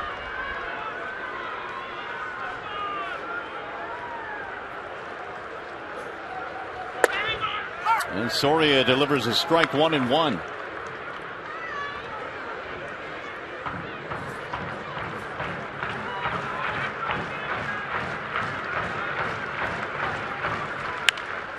Lifted in the air toward left center field, and Cespedes gets over there. Let's take a look at the big boys, big plays of the game. Miguel Cabrera, boy, he was on one here this afternoon. 2 home runs for the big fella. Took TJ House deep in the very first inning, and then he got Adams later on in the game. That would be the 4th inning. Mickey hit his 2nd home run in the contest. 4 hits today for Miguel Cabrera. 11 hits in the 3-game series. How many? 11. Come on. 8-5 Detroit. Jason Kipnis the batter. Single back in the 5th. That's it for Kipnis today, batting .320.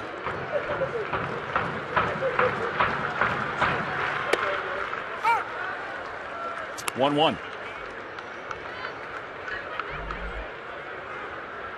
Twice in Soria's career has he saved over 40 games, both of those times with KC. 2008, 2010, 43 his high water mark. Strike called. 1-2. So plenty of experience for Soria in terms of closing games.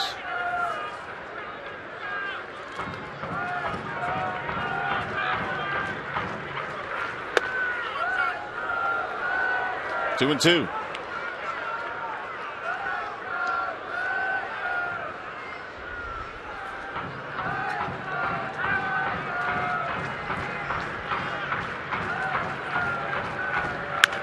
Bouncing ball towards short on the backhand. Iglesias. Quick release, and Miggy unable to scoop it. It's an unfortunate error for Iglesias, who got over there, had plenty of time, and he bounced it, and Miguel just couldn't help him out. So the door is slightly open now for Cleveland. Here's Santana with 1 on, 1 out.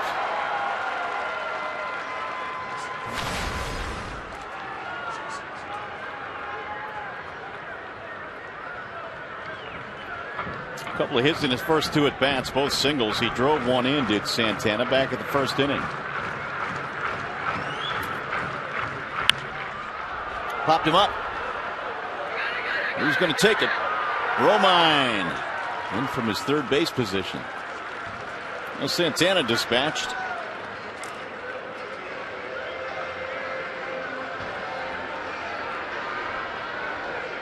And it's all up to Jerry Sands for the Indians. Otherwise, the Tigers will come in here and sweep 3. Here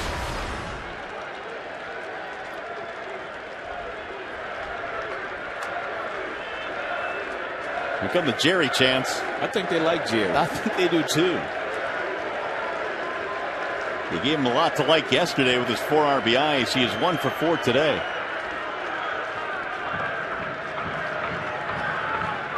Runner going, a swing and a miss. No throw. They will allow Kipnis to take second.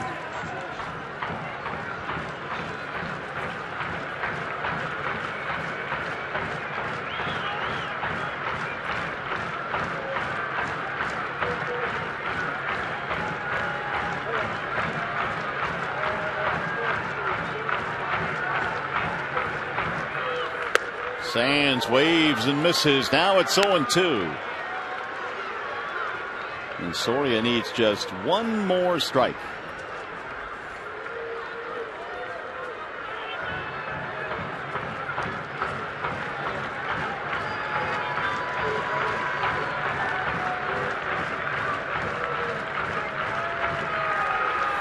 Swing and a miss. He struck him out, and that is a Tigers sweep. They come into Cleveland and run their record to 6-0. As once again the Tigers bats showed up big time today, and more smiles and high fives. Tigers win it today and sweep the Indians. We'll be back.